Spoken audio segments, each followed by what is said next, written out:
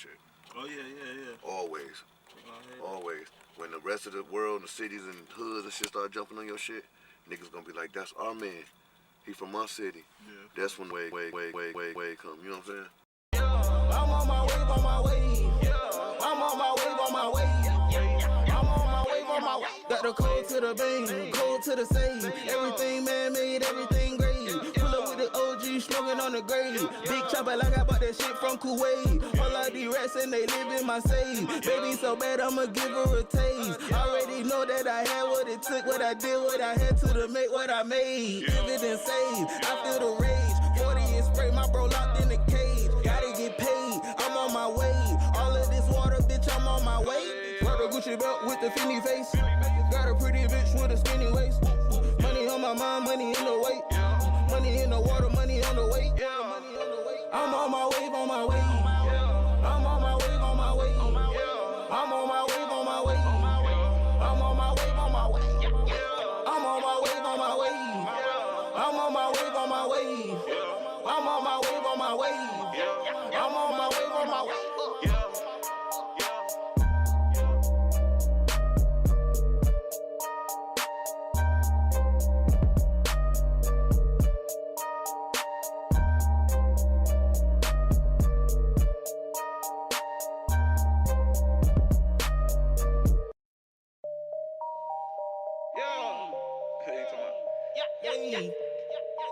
I need some motherfucking money, nigga. Montez on the beat.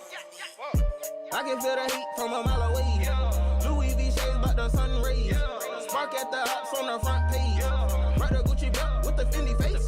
When you really don't wine, you can't be replaced. Young take, I might do the race. Really nigga might just do the dash. Put a whole pill, hope I don't crack. Bad little bitch tryna do half. Lately nigga been on a warpath.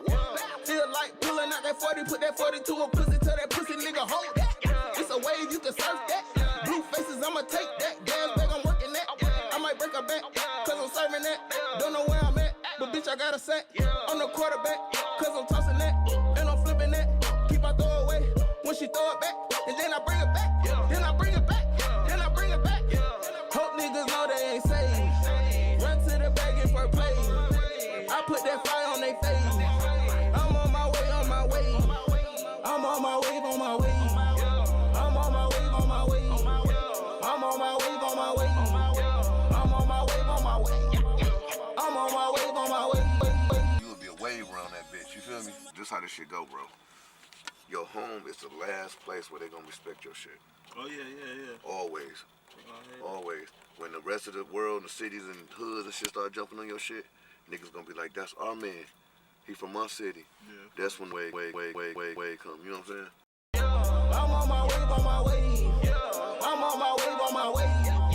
I'm on my wave, on my way. Got the code to the bang, code to the save. Everything man-made, everything great. Pull up with the OG, smoking on the grave. Big chopper like I bought that shit from Kuwait. All of these rats and they live in my safe. Baby so bad, I'ma give her a taste. Already know that I had what it took, what I did, what I had to make what I made. Give it and save, I feel the rage. 40 and spray, my bro locked in the cage. Gotta get paid, I'm on my way.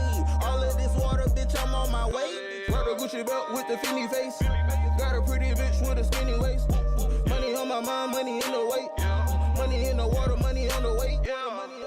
I'm on my wave, on my way. I'm on my wave, on my way.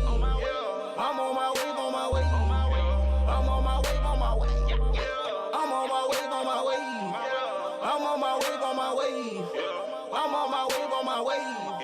I'm on my wave, on my way.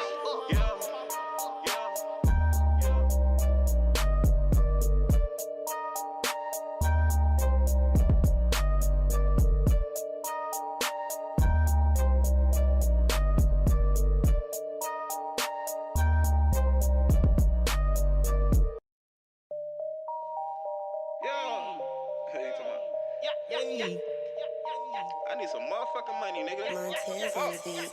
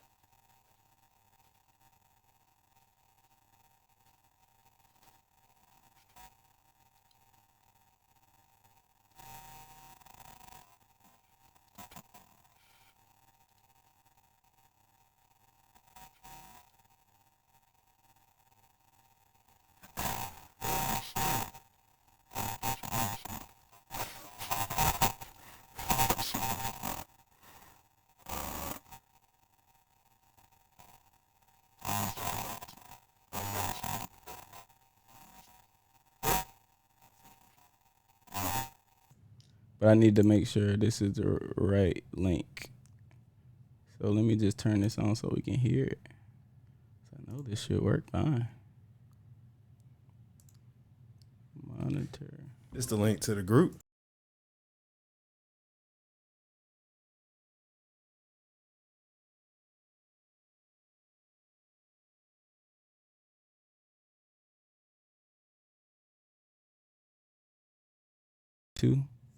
But it should be okay. It's good now. All right, we are good now. Who said we're good now? That's what Amherst said. Cool. Are we trusting Amherst? We trust Amherst. Amherst is a past guest. We trust Amherst. Okay. We want another person. Amherst be lying sometime. All right, y'all. So some house rules first. So this link is sharing on my personal Facebook page, but it will not be the whole time. I'm gonna put the link to the group. The group, that is where the official link for this will live. So make sure you go there to get this. Sorry about that music. Let me just grab this link and we'll be good to go, y'all. Show video URL. Pop this thing off. Take these shots. We always start with the shots. Okay, boom. So I put it in the group now. Wait, no. So I'm going to send it to you, Amie. Wait, is that the right one?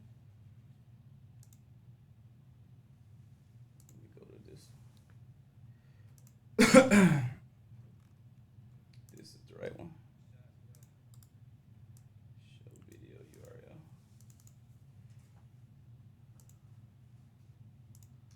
Okay.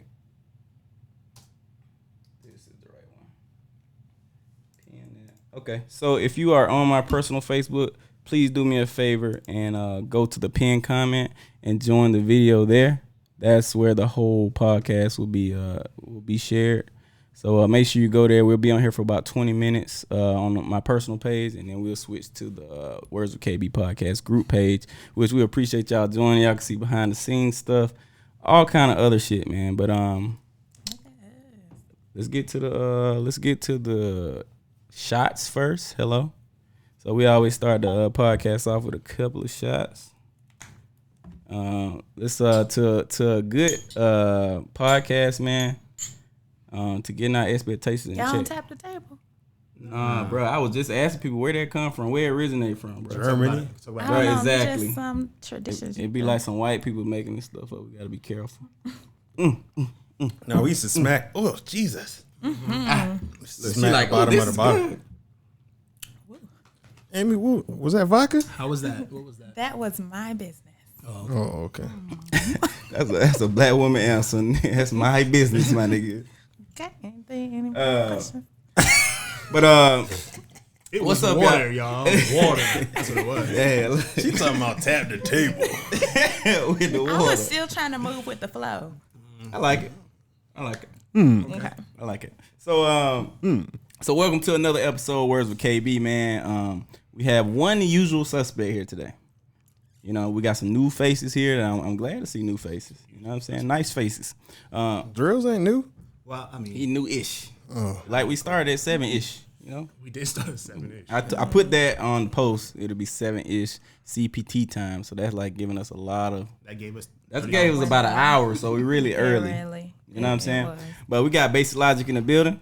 Europe. And yo, what kind of jersey is that, bro? Honduras. A soccer jersey? Yeah. Okay, I like the color. They're my favorite colors right there. Blue, white, and black. The combination of that. Alright. Just just so y'all know. We got man Drills in the building, man. If y'all remember him from from a couple of episodes. I've been in a couple episodes. Yeah. Yeah, he's not not really a new-ish. guest. He's like, you know, that person like after somebody come to your house a couple times and the first 3 times you might have cleaned up, like now when they come over, you like, yeah, them my drawers, bro. Just walk by. It's all good. That's how I feel about you, man. Yeah. I'm glad you know the relationship we have, and we have a new fresh face on, and we are so happy to have her on. Hello. This is Amie. Hello. Amie, we met at an event. Mm-hmm. It was called Relationship and Business, R&B, Yep. right? R&B and relationship. Can you tell them a bit about yourself? Can you come in a little Got bit the if you don't compass? mind? I know. I got these new little chairs, y'all think. It's really little. They're not It's a made petite for set, okay? African American backsides. Chill, bro. Let's just put it that way. All the cushion out my gone. So hello everybody. My name is Amie Gaskin. So I'm happy to be here. I am a therapist. I'm a licensed marriage and family therapist, and I've been practicing for about 8 years now. I work at Georgia Behavioral. I have my own stuff on the side, and my own business named Refined Vision Therapeutic Services. Bloop, bloop. The drops. Did you hear it? So right now, I just love doing what I'm doing. I love helping people. I like helping people reach their successes, whatever they may look like, whether that's individual or relationships. And also doing premarital counseling, speaking engagements, things of that sort. So that's me. Boom, Amie. Yeah. So at the beginning of every show, we show some type of video. Usually it's comedy in nature. You know, Basic sends us a video. We pick a video. Okay. A couple of videos he sends us. A lot of duds. Okay. But eventually we come to one. So we have one video we want to show from Basic. Y'all let us know if you can hear this. Let me turn up the volume here. So let me turn up the volume here 1 second. Mute that. Okay. So you want to set up this video, Basic, and kind of explain what the video means to you? Yeah. Well, it's kind of I'm asking, but I'm saying set it up while I get it to play. Oh, How about yeah, that? it's basically, How about that? a lot of random videos that come up on my Facebook feed. So these are videos that you find funny. Is this, Yeah, is this correct. correct? It's funny to me. Good for Like, entertainment. I like these. Yeah, you see a lot of, like, I'm sure everybody watches a lot of little skits and stuff on Facebook and YouTube and stuff. So it's random stuff that just came on my timeline.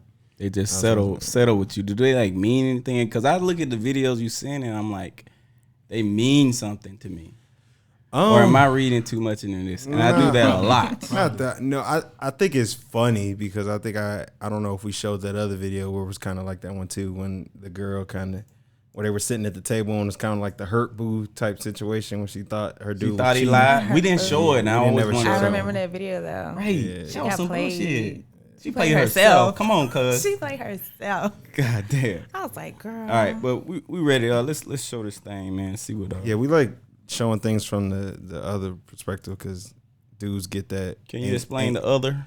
Well, dudes get that ain't-ish perspective all the time, and we like to show the other times that, you know, sometimes we may not be as bad, but this dude might have got caught up a little bit though. But you think he did? Yeah. Okay. Well, let me go ahead and play this. Wait 1 second.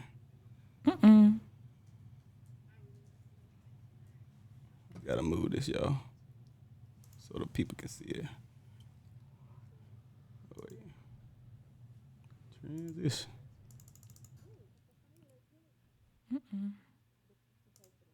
Hold up, y'all. Let me pause it. Pause, because I don't think y'all can see that. Unless y'all can see it. I'm pretty sure y'all can't, though. Who in there? Amherst. Can you see it? Amherst in there. Nah, but I can see what they see. They see this right side right here. Just drag it. I know what's happening. It's not. Okay, this is good. So we're going to start this over. Turn it up a little bit.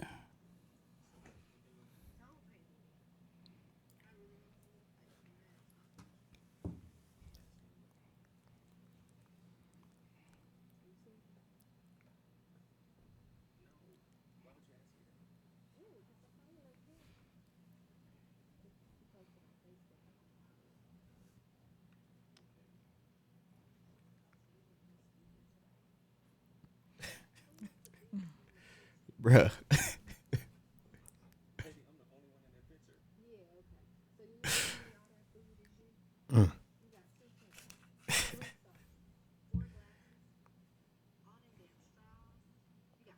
Not the straws.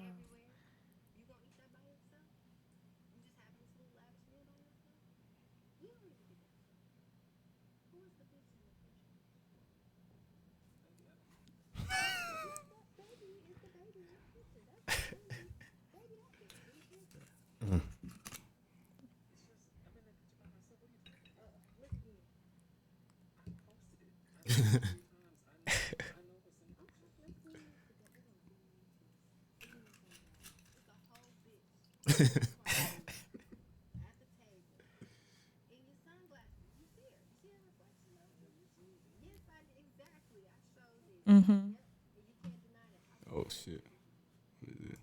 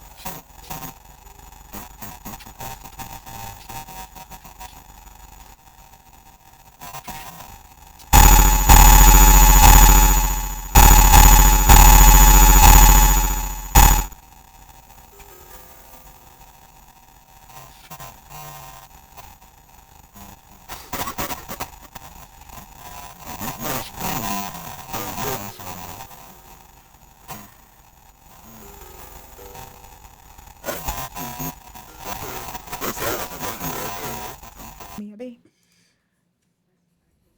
That's pretty much the end. All right, y'all. Let me transition back. Ooh, Lord. So yeah, some of y'all couldn't hear that. Probably, yeah, some of y'all couldn't hear that, but it was basically a video about this lady. If you could probably tell from looking at what was happening, but she was basically calling him out for seeing the reflection of food and another girl in a picture that her boyfriend or her husband posted on Facebook. So there was a element of trust that she felt was violated, but she was wrong, and he basically corrected her on that right there. So it kind of ties into what we want to talk about today, expectations, right? Which is something that I really didn't really think about that much until the topic came up, right? And then it showed up everywhere in my life. But we want to start talking about Amie, right? We basically want to build a relationship here with Amie on the podcast, right? Because we have a lot of topics that I think are above our pay grade. You think so, basically? Well, maybe yours. I'm qualified to do everything. These are usually the topics that basic doesn't want to talk about. Honestly, just being honest with you. So I felt like we needed some type of professional help, or at least somebody that was, 10 times, 20, 30, 100 times more knowledgeable than us, and has a much different perspective than us, and even more so than regular guests. Regular guests usually come in with the scope of their own life experiences. You know what I'm saying? I feel like she brings a multi experiences coming in, and that's why I think she's important to have at the table. You know what I mean? Cool. Right? So so I want to know, like, how did you get into therapy, and like what initiated that? Because I know people say that people who are like into therapy are like, they're like in the midst of trouble, and all that stuff, right? That's what they say about psychologists and like therapists. Like, they're usually the crazy people. Oh, I didn't know that. I ain't heard Is that what they either. say behind Nobody my ever back? heard that? No, I didn't. But hear this that ain't before. behind your back. So now you telling me to my face what they saying. No, I'm saying that usually they say shrinks are crazy themselves. Oh, from like movies and Yeah, stuff. but that's how it's depicted. Y'all acted like I was the only person that ever goddamn brought that up. Kind of. To say it like that, yeah. Yeah. I said Thank I you, should have Will. said shrinks, because people associate the Could have said a term. lot of different things. What the fuck is a shrink anyway? I don't like I shrink. don't know. I don't like that term. That definitely is a bad connotation there. So how did you get into therapy? I was dragged into this. No, kind of, sort of. So graduating from Savannah State. Woo woo. Uh-oh. I'm gonna plug it as I long ain't as know I you in can. Savannah. Absolutely. Tigers. Is that what they're called? Yes. Nobody knows because they don't really show up, and That's like true. you don't really see them at games and stuff. Cause y'all play. Y'all got a team.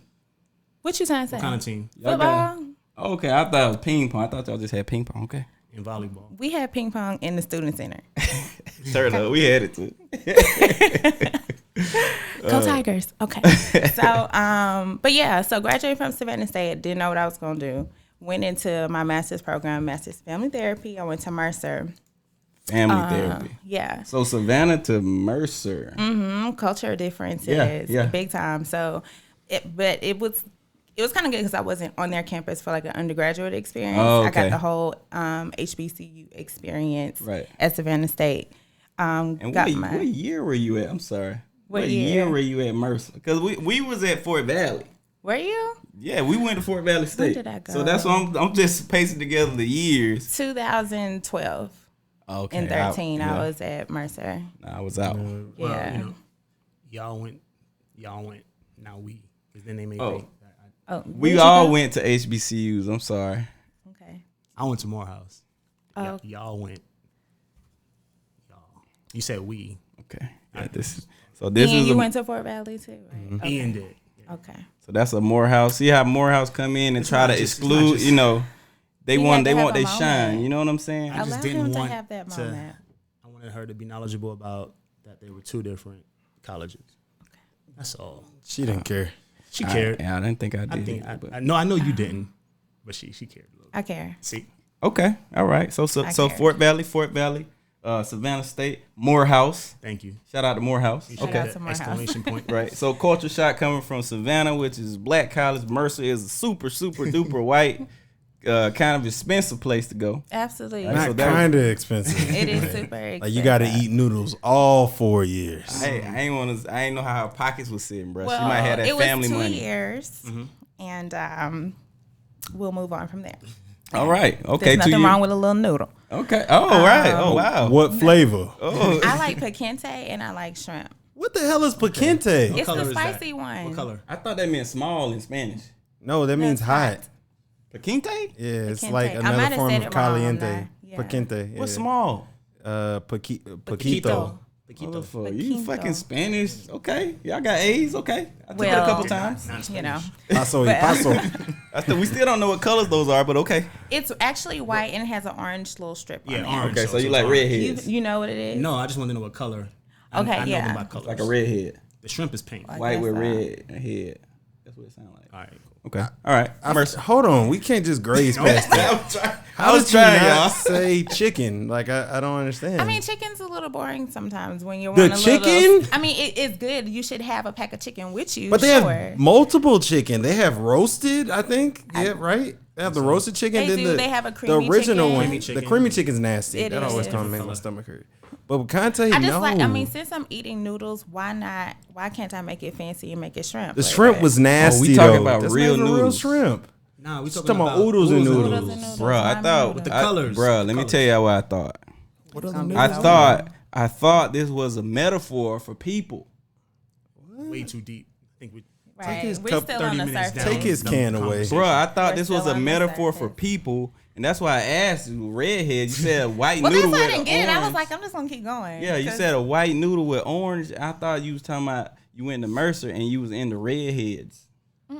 That's why I thought that's what your flavor question was about. See, now It I'm was a glad I metaphor for separated the people. colleges. Remember when I separated? Damn, I'm sorry. That's what I've been on all day, kind of like on a For deeper that. level. Nah, Yeah, I've but been, you was with it. I don't know what happened. bro, I've been on a Different. deeper level all day, and I'm sorry that I did that. I didn't get that.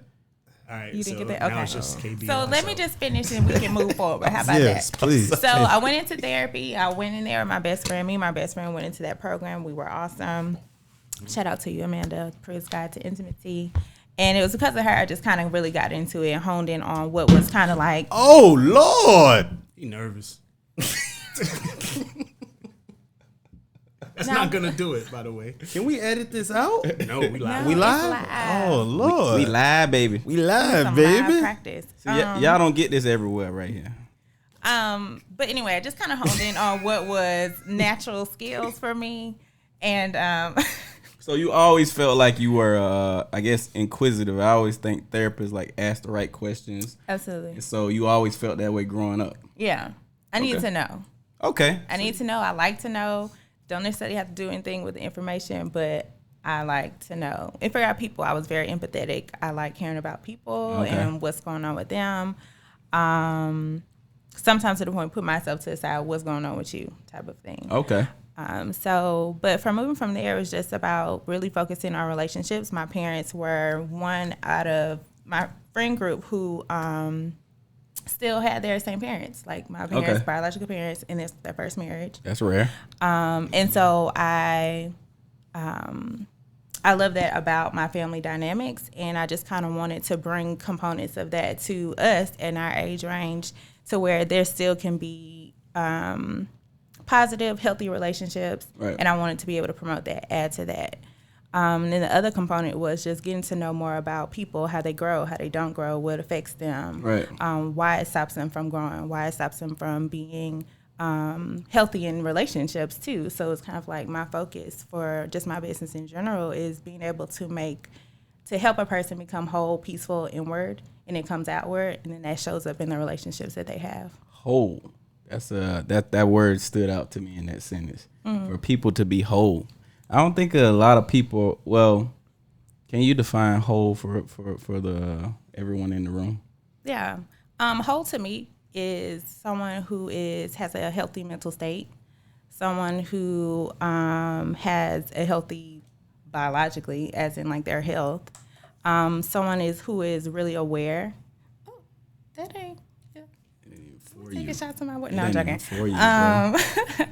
But someone who is just kind of like at peace, someone knows who they are, knows how to handle relationships, and that's not just romantic, but family as well. Yeah, so I mean that can mean a lot of things, but I also believe that wholeness is. We said turn the phones off, and Bro, he a regular. I just A regular. you should know the rules.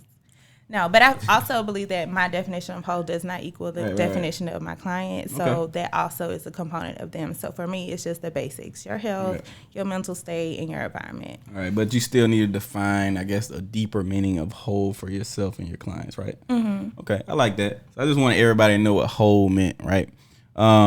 So for Mercer, there, you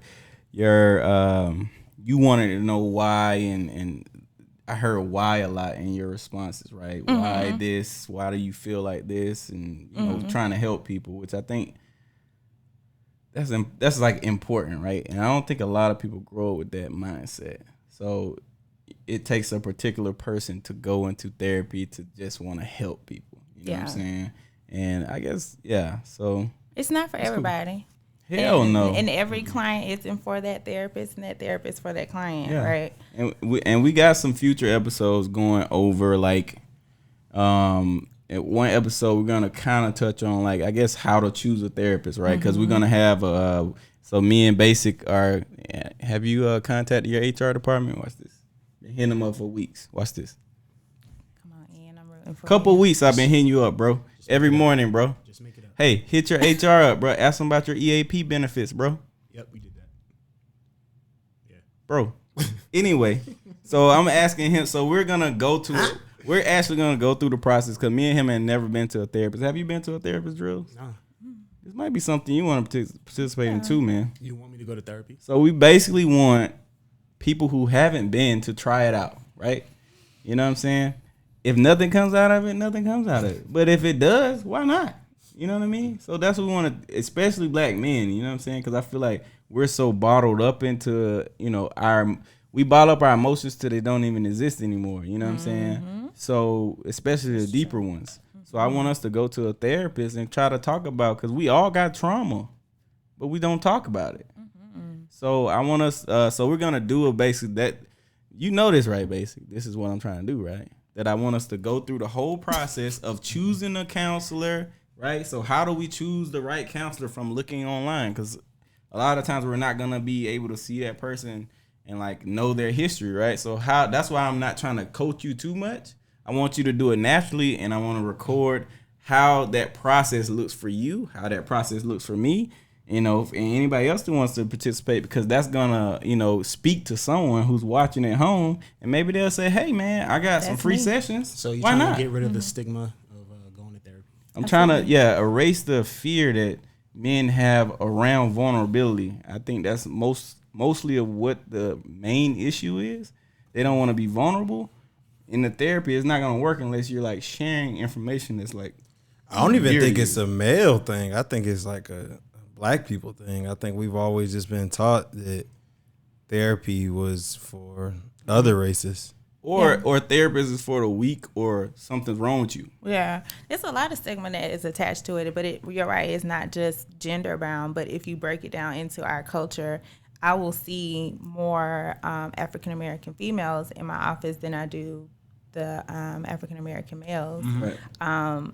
It's always awkward for them. So for me, it just has to be a regular conversation. But it's tough for them to come in and say all of what's going on, especially if it has to do with certain areas of their life. So feelings, sexual desires, things like that. Right. So it's actually not a bad experience to go through, just to sit there and you can interview your therapist. Like, there's so many things that we'll talk about on that episode. Yeah. So it can be helpful to help people understand what their process really looks like. Yeah, and that's gonna be a really dope episode, man. Because it like even just what she just said, I'm like, because I was like going through the process in my head. I'm like, okay, do I want to talk to? I know I want to talk to a black person, right? Because I don't have to waste the time of explaining the black plight in therapy, right? That's a waste of time and money, right? That's logic. So I want to talk to a black woman or a black male, right?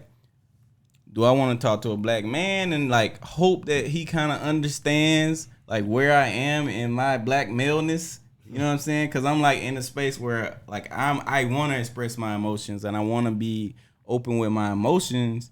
You know what I'm saying? So if I say some stuff to him, is he gonna hit me with that man up shit? And I hate man up. You know what I'm saying? Like I definitely want to kill that man up, whatever that shit means. You know what I'm saying? Because I think it just tells you don't say how you're feeling. You know what I'm saying? Most of the times, that's how I feel about it. I like man up. You might like it, but it might mean something different to you than it means to me. So, or do I feel comfortable enough being vulnerable around a black woman? You know what I'm saying? So it's like definitely a different dynamics. This is only on choosing a person to talk to. You know what I'm saying? So it's so many different dynamics we got to cover just for us to go to a therapist. You know what I'm saying? Like all these different walls, bro. Like that with the doctor. Like when because I was talking to somebody the other day. It's hard to find an African American primary care physician. You meet a lot that are because the real money is in specialty. Yeah. So a lot of the people, because this is Atlanta. There are a lot of people that are African American that are doctors, but a lot of them do specialties. So you're not really gonna necessarily see them because they're not in primary care physicians. Those are usually, people that aren't from here. I don't know if foreigners is okay to say or whatever. Sounds right. I mean, no, but people of different nationalities. Yeah, people of different nationalities than my own. But yeah, I mean, now I was just thinking about that because he was talking about male. I've never met a male therapist. Only male therapist that I know is Go ahead, say it. is Raven's dad on That's So Raven. Oh wow. That's not even a real person. Right. Yeah, that's the only Somebody one was made up. I mean, the males are scarce in the field sometimes. Do you know any?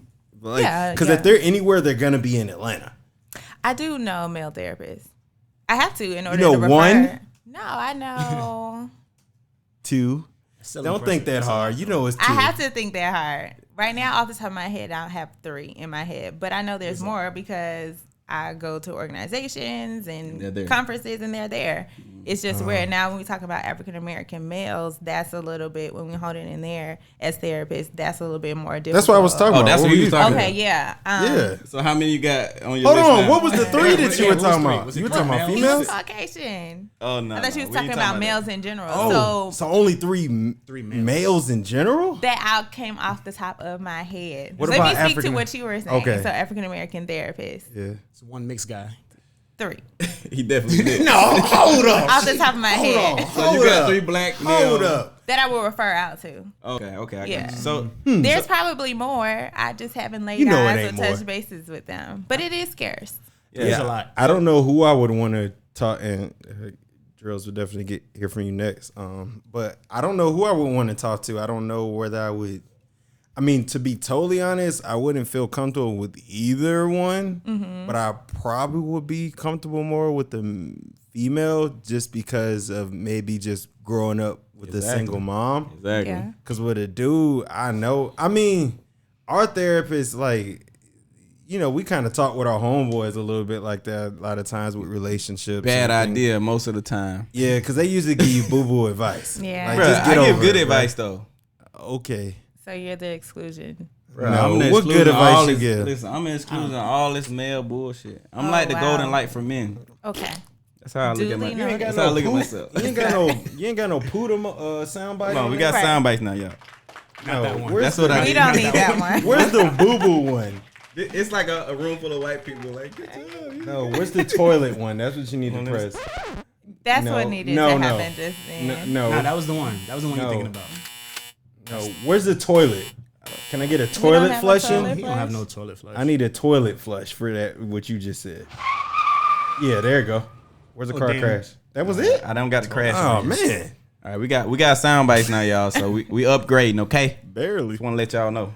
But yeah, Drill. What would have you've never been? Never been. And you from up top, so I know y'all ain't talking to we don't go nobody. to- Y'all we don't don't even go to like therapy. talking in buildings. Make it a good quietly. comment. We're gonna go into the topic after this, man. We don't talk to each other. Yeah. But So I mean, as far as me, I probably, if I was to go, would rather talk to a female. Yeah. 'Cause I don't really see myself sitting and talking with a guy. I grew up in a single family home with my mom and my little sister, surrounded by females. Yeah. So I don't see me doing that. That's interesting. I think that's the common thing. You That's get me too. somebody, single parent. All us, home, yeah. black Yeah. woman It's like I'm gonna talk to a black woman. I know I could open up more for sure. there. Because we know black women care. Like, I think deep down, like every black man knows there's a black woman that cares about me. Yeah, I mean, yeah, most of us. Yeah. Perspective. Yep. So that was interesting. So We getting into topic. we want to get into the topic, man. Let's go. So Expectations, y'all. expectations. Let's define it. Did you look it up? I didn't. I looked it up, but I didn't copy it. Well, you know I looked it up. Come on. So give us the definition of expectations because right, that gives guys. us a good context of What what we that trying is to when do, we're yeah. talking about. So let's make some sense of it. Expectations, a noun. Okay. Noun, person, place, or thing. thing. You guys Yes. got it. Thank You you, guys Miss got Johnson. I went to elementary school. Yeah. We smart, y'all. Expectation, a strong belief that something will happen or be the case in the future. Okay. Wait, read that slower one more time so everybody's good. A strong belief that something will happen or be the case in the future. That's And the I only have definition? I got two. Okay, Just don't okay, pause, okay. Pause, hold it. The second one is a belief that someone will or should achieve something. Okay, that's the definition I identify with. Do you want me to repeat that one? Yes. All right, guys, this one we're sitting on. A belief that someone will or should achieve something. Are we all in agreement? I like that. A belief that That's someone will off of both. achieve something. Okay, we can ride with this one. This is the definition I've been talking about. Cool. Okay. Okay. So expectations, right? And like I said before we got into the introductions, I never really thought about expectations so much in the forefront. But before this is her topic, okay? She came up with this topic. And I didn't think about it before then. But ever since we brought it up, it's been everywhere in my life. Like I'm seeing signs and like literally like a truck pulled in front of me that said, "What are your expectations?" No, it A didn't. pickup truck. And I'm like, bro, you gotta Divine be kidding me. intervention. It was like 6 hours ago. I was like, you gotta be kidding, bro. So, and like I said, I've been talking to everybody and I'm realizing that like expectations are like, might be the biggest thing you have as far as like relationships in general, right? So throughout this podcast, we want to kind of cover, like work relationships, right? What are your expectations in work relationships? What are your expectations in romantic relationships? What are your self expectations, right? What do you expect out of yourself and how does that affect you, right? This deep stuff, man. Y'all good? Y'all thinking already? You see the bases? I was like, I just started running through his head. Look, what are the expectations of yourself, right? And then I want to go in. I don't know the order I even want to do this. I think I want to start at the base, which I think is the last expectation I want to have. It's like the expectations of your parents, right? Like, cause I was having a conversation before we got here. Like, where do expectations come from? You know what I mean? Like, what's your first expectation in life? Where the hell does it come from, right? Because we just usually get to adulthood and we're like, oh, I have these expectations out of you. I expect the X, Y, and Z, but you had them as a baby. You expected your mom to feed you When you cry. before you even First expectation. Right. You know what I mean? So I want to talk about where do you guys think expectations come from? How do they develop over time? And then I want to talk about those different types of expectations we have, man. So is it okay for us to start? Where do you think expectations come from? What's the first expectation that made sense to you? And like, what did you think about it? I would think most of it is like something with your parents, like, right? We expect the most of our parents, or that's the first person we expect, like, oh, this is back to our definition, expecting something to happen, right? That's what that definition means to me, right? I'm expecting some behavior to happen from you. If it doesn't happen, that's outside of my expectation. So I don't know who wants to start, but come on, somebody. All right, I'll go. Come on, Drills. Go ahead. Drills. Will the Drill, he was called before the podcast. Actually, yeah, pick one. Pick one of those. Will Or drill. Like one of them. Anyway. All right, so I mean, first expectation. I don't think my first expectation was from my parents. Of course, I don't remember.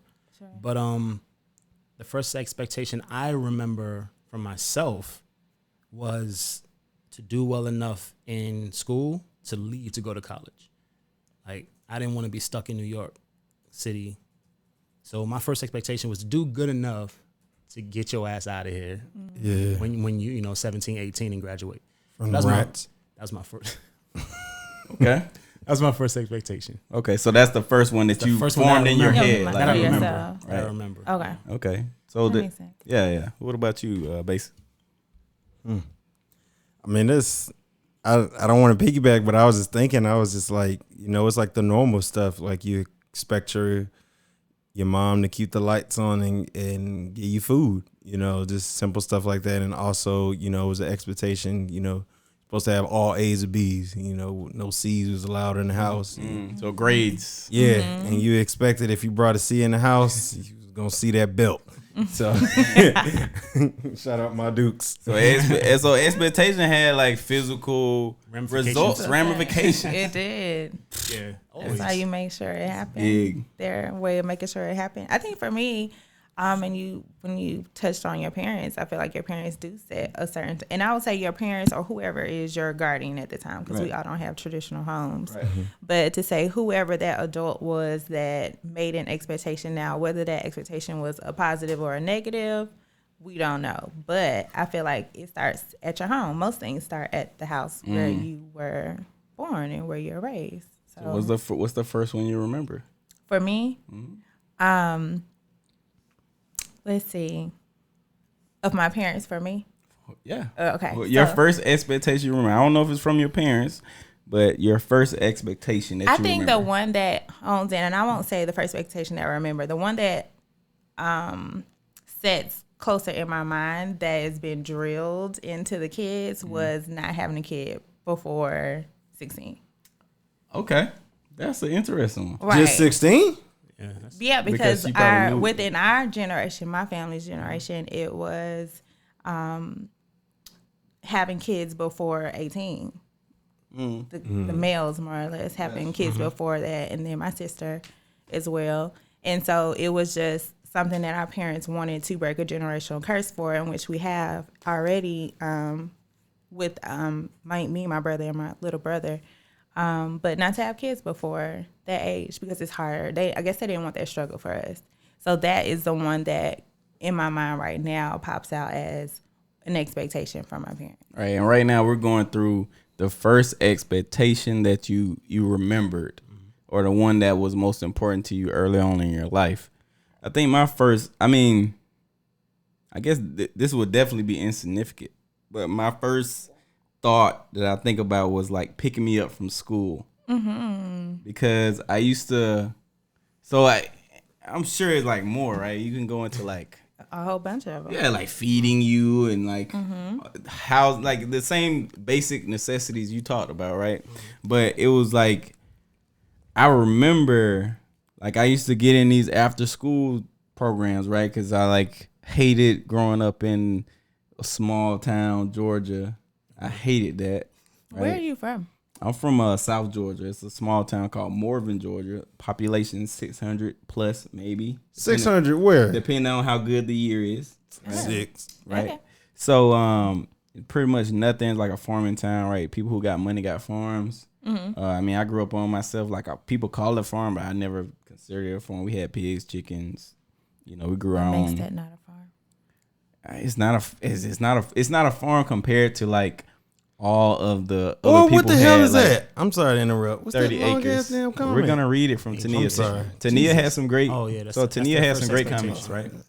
So Jesus, she we even have expectations for people listening to the podcast. She didn't type we, the 5-paragraph essay. Hey, we expect you to respond, and I'm we glad they responded. yeah, we expect you to respond, and we're not gonna talk bad about them. So, but Paragraph and I'll keep coming. exactly. Come on. So that's Amie G. You be talking about her. Hey, But- what up, man?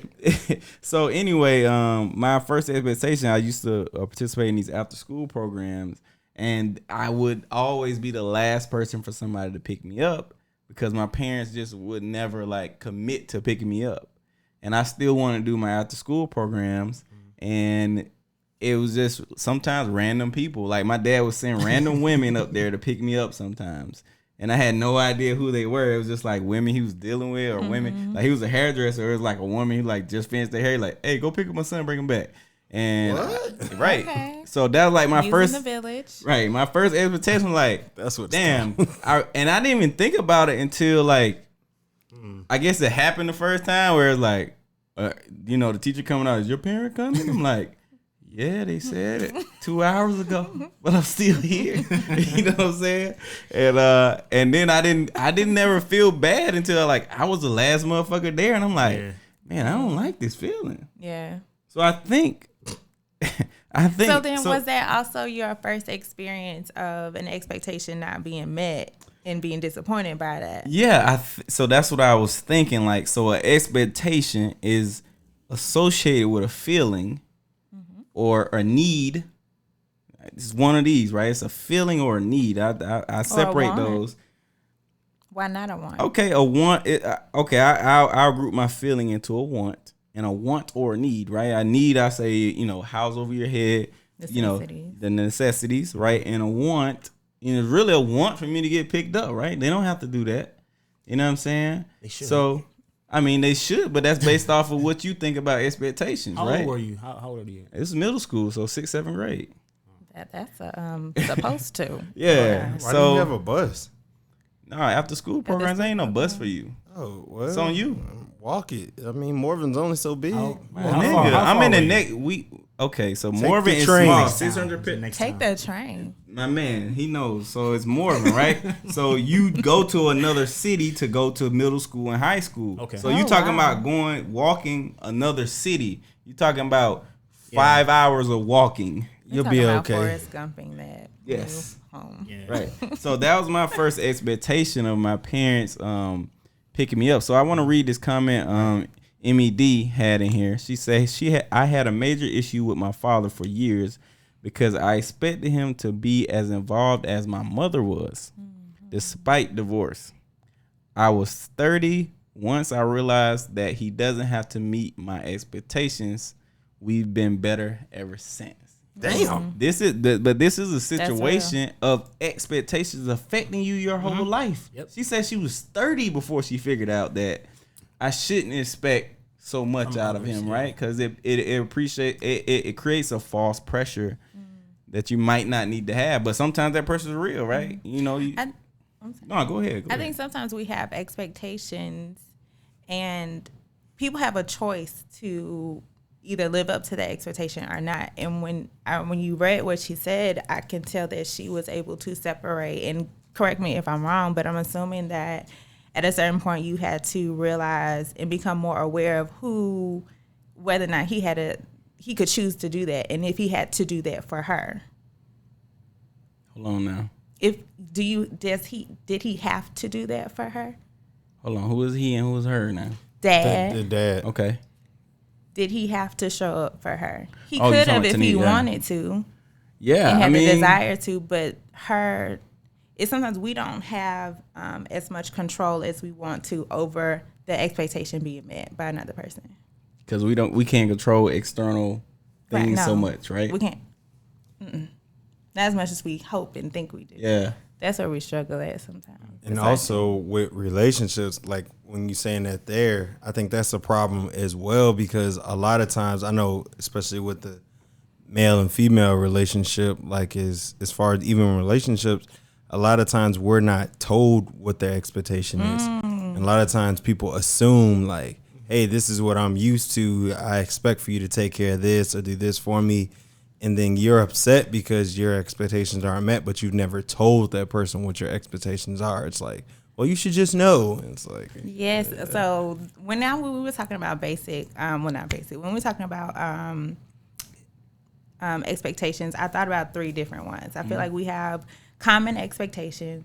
I feel like we have unrealistic expectations, and I feel like we have unexpressed expectations, in which what I feel like you're talking about right now. Is we just kind of have these assumptions that this person should know without even telling them, like, Blue, I'm here. You should know my expectations. That's not how it works. Yeah. Yeah, that works. How do you feel? Like you're the pro, right? So I'm not big on putting expectations out on anybody besides myself. Okay. And now this is new. This is like after turning 30 and all this stuff. Right. So a lot of things come to people most of the time when they hit their 30s. So, you know, you grow up and you're like, well, people should treat me how I treat them, or you treat people the way you want to be treated. You do something for somebody, you're expecting something to come back and in return. It's like, that's not how things work. So I think you'd be a lot less disappointed if you focus on the expectations of yourself. So how do you feel about that? Is that like a defense mechanism of not being disappointed, or is that like a real thing? That's a good Yeah, question, it is a bro. good question. Can you repeat that question one more time for the listeners? The question was basically, is not expressing expectations or putting that on other people a defense mechanism, or is it an actual good strategy or way of life, or, you know, the way you should handle expectations? Okay. So my thought would be is that it can run both ways. We should have expectations of ourselves, and sometimes it's easier just to have expectation for ourselves, because if I fail it, it's on me. If I don't, I succeed. Boom, Right. on to the next thing. Sometimes when we don't expect anything from another person, it's because I don't want to be disappointed, like you said, right? But then also, we don't want to, I think sometimes when we don't give expectations to another person, it's because we don't want the rejection that might come along with that expectation. Okay. And so that's another level of defense mechanism for your feelings. So if I didn't expect anything, or if I'm expecting something, you tell me no, because that's just what I'm used to in my relationship, then that means I'm opening myself up to be rejected and pushed back. And so now I'm not gonna get what I want or what I was expecting from this other person. So I think it can go both ways. I think I use it in both ways. Use Tell you it the truth. whatever is like I use advantageous to you. No, I think in different cases, like, I'm not putting expectations on a person because I don't want to be disappointed. Right. And then sometimes, like, I don't want to be rejected in my expectation, or like I think higher of a person than they think of themselves. I'm like, well, I'm not putting myself through this. That's dope. I'm not going to care more than that. Yeah. So let's jump into and I feel like this is the lighter of the different steps of expectation, like business expectations, right?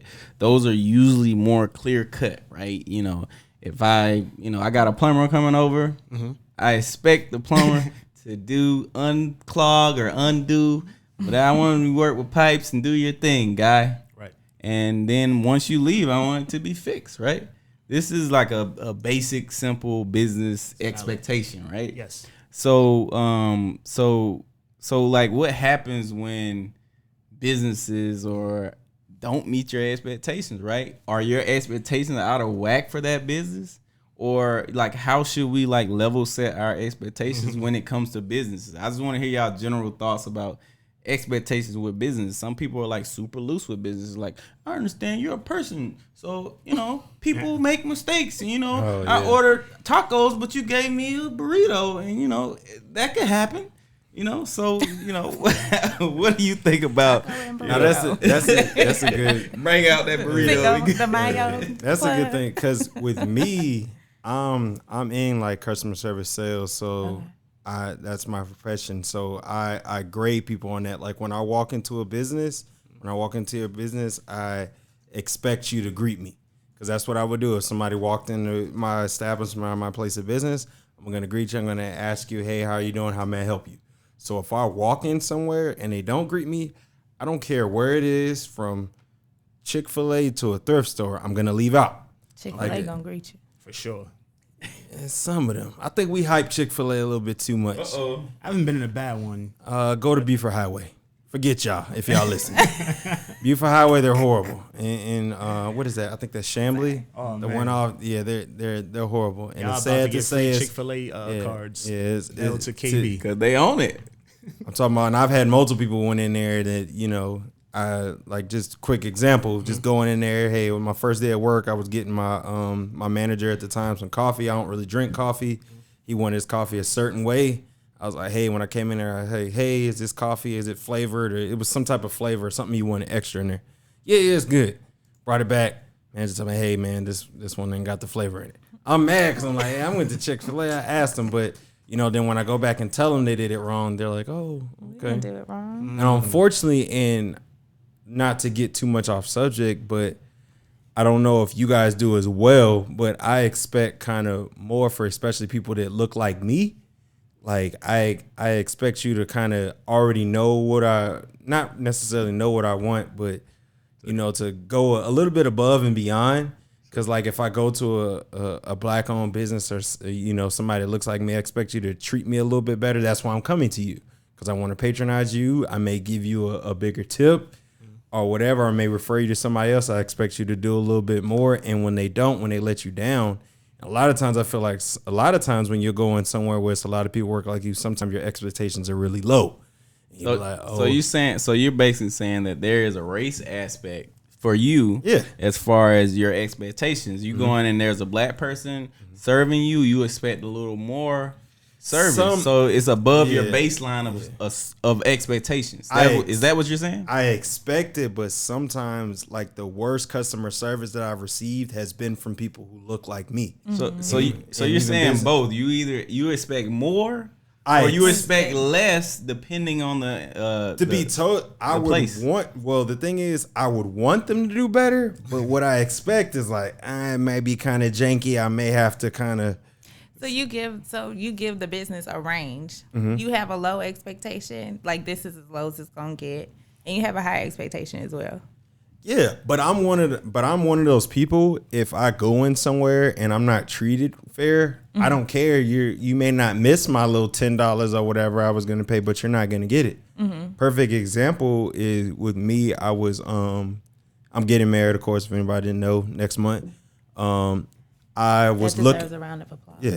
Oh my bad. Press the button. Applause. Wait. Say it again. Say it again. Set it up. No, that's shotgun, bro. Top button. No, that's the buzzer. You don't need that buzzer got to play out. I ain't fixed that one yet. Man. I got to wait for that labels on there. We got to pause. It's The top yellow. left. It's the yellow. It's the yellow. Hold on.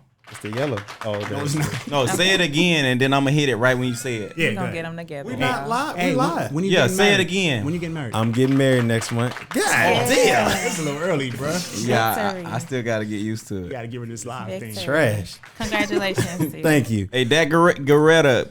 Hey, post your comment here. I want to hear about it. We're gonna talk about it. He has a real life experience, based on like having the expectation of a business by race. Okay. So yeah, but keep talking. No, so I was looking for a tailor for my suit. I wanted a custom suit. I'm like, hey, this is Atlanta. It should be very easy for me to find.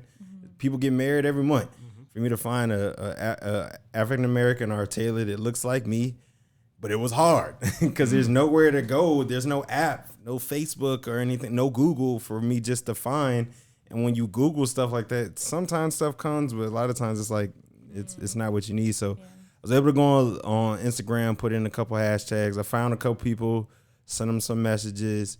Couple people responded, but one guy, I liked his work, and I really liked his because he was, a lot of times, with the black-owned business, a lot of times it's kind of them kind of doing everything. So, my expectations is I didn't expect him to respond back right away because I'm like, hey, I know you probably, this ain't a phone, with IG, you kind of got to open it up and see the message. So I was like, all right, cool. But it's like when they respond, everything was so slow. It's like, bro, I'm talking about spending like bread with you, and you slow with it. Not really organized and things. It was already hard enough for me to find them because I basically had to do like different searches. But the guy that I ended up going with, I apologize, bro, I forgot your name. I think it's like Bespoke. I don't know how to say it. We can post it in the chat later. I'll post it there later. But it was good. Came to the house. He was good. But I sent the message to like 10 people. And it's like, if you're trying to spend that amount of money with somebody, especially somebody who looks like you, and you're trying to spend that money with them for a service, and this is what you do, this is your job. And it's like, a lot of times I feel like when people are dealing with people that look like them, they may not be as professional as how they would be with somebody who didn't look like them. So let me ask you this. So you're this is what I'm getting from what you're saying. You're saying you have an expectation based on the race, also how much money you spend.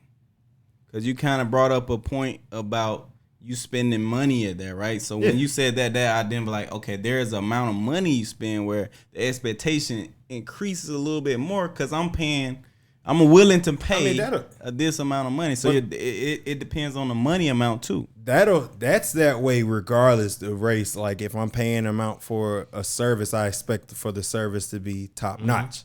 But just me being in customer, it doesn't cost you anything to be just nice. That's your brand. Your brand is the most important thing that you own. Yeah. So I'm always like that with everybody.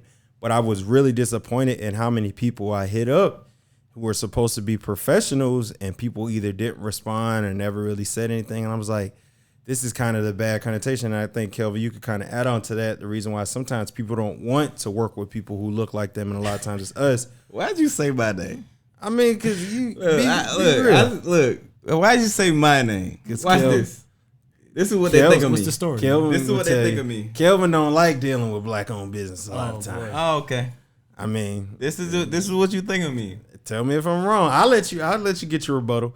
But with me, I think I'm waiting later, like not right now. But look, and it's bad. Not, like I said, not to get too much off subject, but I want to just talk about that a little bit, especially since we have a black professional here. A lot of times, people think subpar of the service or might not be that good, and they'll try to lowball people with the pay or try to get the hookup. Like especially when it's people like us. It's like you can't want the hookup and want the best service that it can give as well, but we also have to make sure that when we have the opportunity, I'm all for. I think what we probably really need to start doing is when you have a bad experience with that, like that, with somebody who looks like you, and I've had to tell somebody that before when I've walked into a place, is when you have an issue like that, especially if I feel like it's up to us when you have somebody that looks like you, tell them. Like, hey, you should have probably spoke, or you could have did this better, or that really wasn't that professional for you to wait 3 weeks to respond to me. Okay.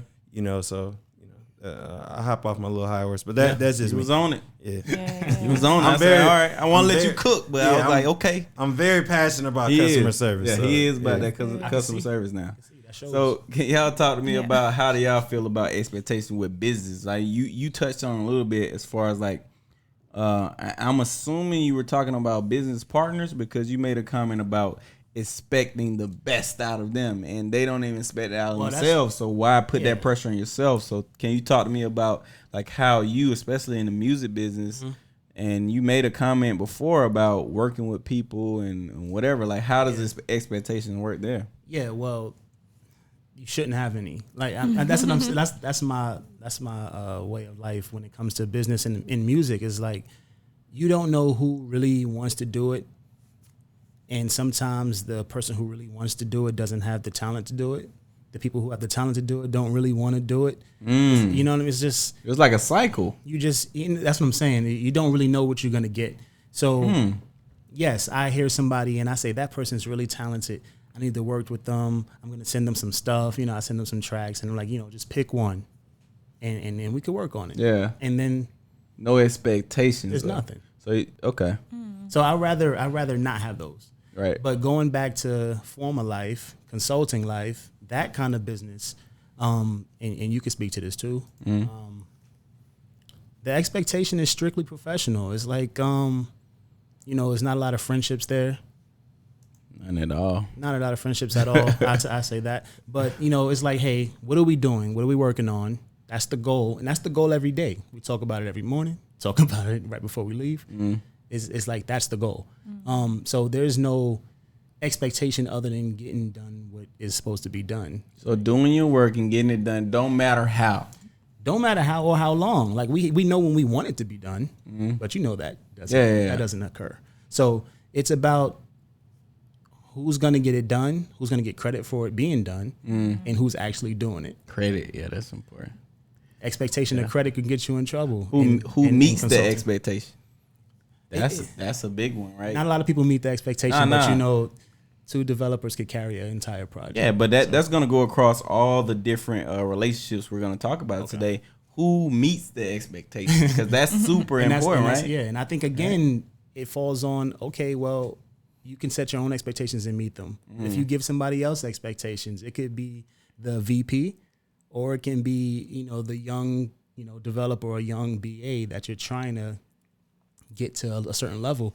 It doesn't matter because if they don't meet it and you're disappointed, not them. It Not comes back to them. your feelings and how you feel about whatever the goal we're trying to accomplish. Okay. Correct. Yeah. All right, Amie. I want to hear. We definitely. This is the time to listen, people. Right. Listeners, It's gonna be a better answer. Yeah, this is No, where you it's not get a better better answer. answers. Wait, no. Let's not discount what you're about to say. We just be talking some shit. Okay, we know some things. We early 30s. The fellas, I don't know how old Amie is, but we early 30s and we got life experience. But it don't compare to, she got book and life experience.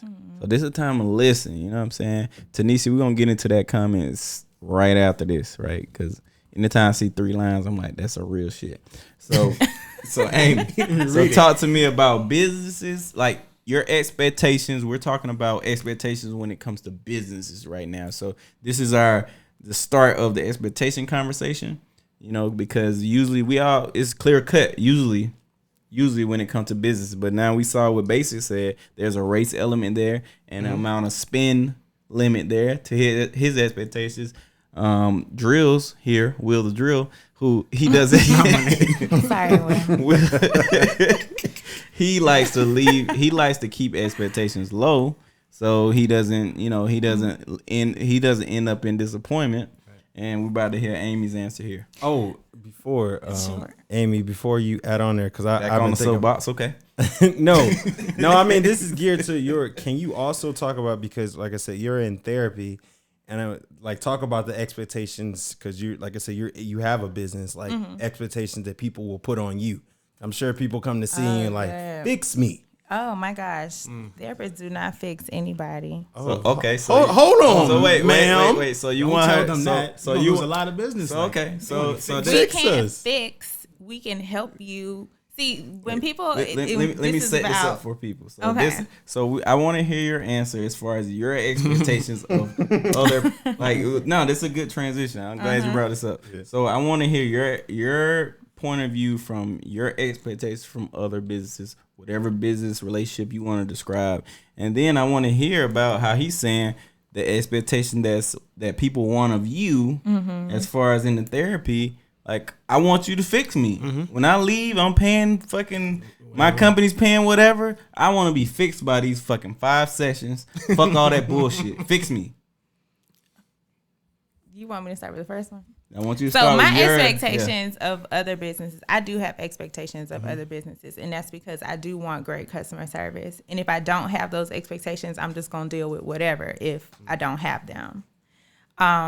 And so in response to you, when you say that I just don't walk in with them or you have low expectations, I think that it's important to have something that you have a standard that you want to be able to deal with. That you want to be able to walk into that real business relationship with, or else you're just not going to go back, right? Okay, done with, cool. Go Right. somewhere where they do meet your expectations as a business. Right. So for me, yes, I do have expectations. When they aren't met, then I make a decision from there or based on what I want to do. Right. They don't have to change what they don't think is important to change. Now, I can also offer them, like you said, feedback, and I try to do that more often. Giving feedback so they can have the opportunity to change and maybe meet somebody else's expectation. As far as me, when I said therapists do not fix people, we do not have a magical wand. You don't walk in there and we say, "Hey, why are you here?" and we don't go, "Do-do-do-do-do-do." That's what we expect. I kind of You know what I that. mean? It's not the case, and it also depends on what you are bringing to the table. So I cannot help you change anything that you won't put all out in the forefront, right? So for me, when I'm in therapy, in the first session, I always say, "Okay, we're going to talk about your expectations because I need to know what you're expecting of me so I can make sure that I'm a good fit for you." Right. So when we talk about therapist and client, if you're expecting me to fix you and you don't want to say anything except for, "Yeah, my girlfriend just blew up on me because I stepped out. I need you to fix it." Damn. That sounds like a real ass statement. Like, this is my statement. Like, this is where I'm starting. Like, you can see all the different paths you can go down there, but it's like, this is what I got. This is what I got here. It's like, and it's kind of like, well, no, because a component, it's so many different components of it. So when you talked about race and where and who and what, where, why, all that stuff is important when it comes to me knowing if I can meet the expectations of the person that's sitting in front of me. You want some water? Go around. Can't just be okay. wasting. Can't be wasting Deer Park or willy nilly, man. So yeah, that's when it comes to me, and especially with my business, it's important for me to know what is this other person, other business wanting of me, because if I can't meet your expectations, I'm gonna have to let you know, so that you can not be disappointed by what I don't bring to the table. So all the information is out there. You've expressed the things that you want from me. For me, I want to be able to give good customer service and give a good service, but I also need to know what is it that you're looking for. Okay. So and this is how we make better businesses, as far as, you know, and we're moving on from the business side of this after this, but like, is this how we make better businesses, by wanting them to be more, you know, these are my expectations. This is what I expect of you, Walmart. I want to go to a big brand, right? This is what I expect of you, Walmart. And if you don't achieve that, I'm not going to give you my business, right? And this goes into the cancel culture, where I'm going to cancel you if you don't. Yeah. That's basically what we're saying, right? If you don't meet my expectations on a humanity level, R. Kelly, other people, you know, business level, Walmart, you know, you got one line open in the whole store. Yeah. Bro, this is not meeting my expectations. So is that what we're saying most of the time in cancel culture, when we're like, you don't meet my expectations, this is a problem? I mean, it's not a new culture. We just renamed it. Yeah. So that's all we're doing. It's just boycotting things. I mean, that's basically what what it is. But yeah, you spend your money, you expect something. If you're going to Walmart, you don't expect the best customer service, but you expect the cheapest price on the product that you're looking for. Is it the cheapest? So it should be. I mean, if you compare, like at Walmart, I know people hustle. They go to Walmart, they buy stuff, they sell it online. So I mean, if you think online's the cheapest price, then that hustle wouldn't exist. So they pretty cheap.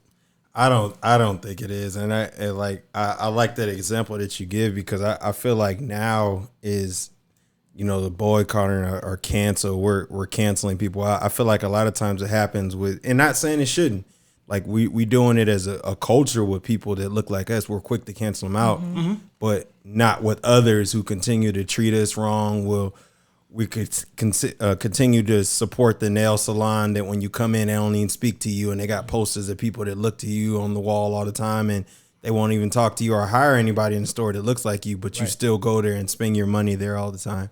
Like, and they don't give two craps about you at all. Like, just like with Walmart. Walmart does give horrible customer service. They have cut out all the middleman, and it is very convenient for you to be able to go to a Walmart. But their customer service is horrible. They never have any lines open, and you know it's going to be horrible. You know you're going to wait in line forever. They're going to have 40, you know, no shade to the people that work at Walmart, but y'all know what it is. You'll see 40 people in there working, stocking, but stuff still won't be on the shelves. All the shade. And then they'll have one person checking out people in the checkout line. You'll see somebody slow in there that shouldn't be in there. Like, but we'll be quick to, you know, oh, somebody looks like us. Oh, you treat them wrong. I'm not never messing with them again. It looks like it. But these. Hit that comment too, man. I think it's in line with what you're saying right now. Oh, you know, I don't read. Okay. Okay. Brittany Bones. Hey, boo. Yeah. So we highlighted. You know Brittany? Yeah, I know Brittany. Are you a Delta? No. Oh. All right. So we got Brittany Bones. What's up? Welcome to the Words with KB podcast. So she says, as a business owner, it's very important I ask every client what their needs are and what they expect to make sure I'm the right fit for them. Consultations are so important, right? Consultations, you really figuring out what their expectations are. And Tanisha Hall, what's up, Tanisha? Good to see you here. Speaking of Walmart, we order our kids milk, etc., and their shipping took so long. So let them know. You ordering the kids milk from Walmart? Maybe it was powdered. Is that better? Powdered. Yeah, I don't know. I don't know. I don't have kids. I don't know about that, Tanisha. You know they be putting stuff in Walmart. I'm trying to help Paul. All right. She said we let them know, and I'm sure other people did, and now their shipping is like one day. Yeah. So this is an instance where you letting someone know your expectations, complaining, it affects the business, and it gives you a better product. as a result. So I think it's important for us to communicate. I want to go into how we communicate our expectations. Oh yeah, We should. We should talk about That was that. one of the things you mentioned. Yeah, because Right. people don't. That's why I was saying in the beginning how people have those expectations, but not ever let them be known. Absolutely. Like Okay. people will complain all the time. Walmart, you suck. Oh, everybody says Walmart, you suck. But Yeah, they'll but they never go to say nothing Walmart. to it. So let me ask a question, Amy, just yeah. to kind of start off with there. Self-awareness piece. But the question is, if you ask yourself, how and when do you express your own expectations to someone else? Why you do that? Okay. If somebody else want to start, I made a sound effect, but I didn't really want to start. I'll start. I'll start. What's the question? So she sent. Repeat your question. Because I was reading the everybody- response. How do you she was express mad your because own- she was talking about sealed formula, which I understood what she was saying. I understood what she was saying. Okay.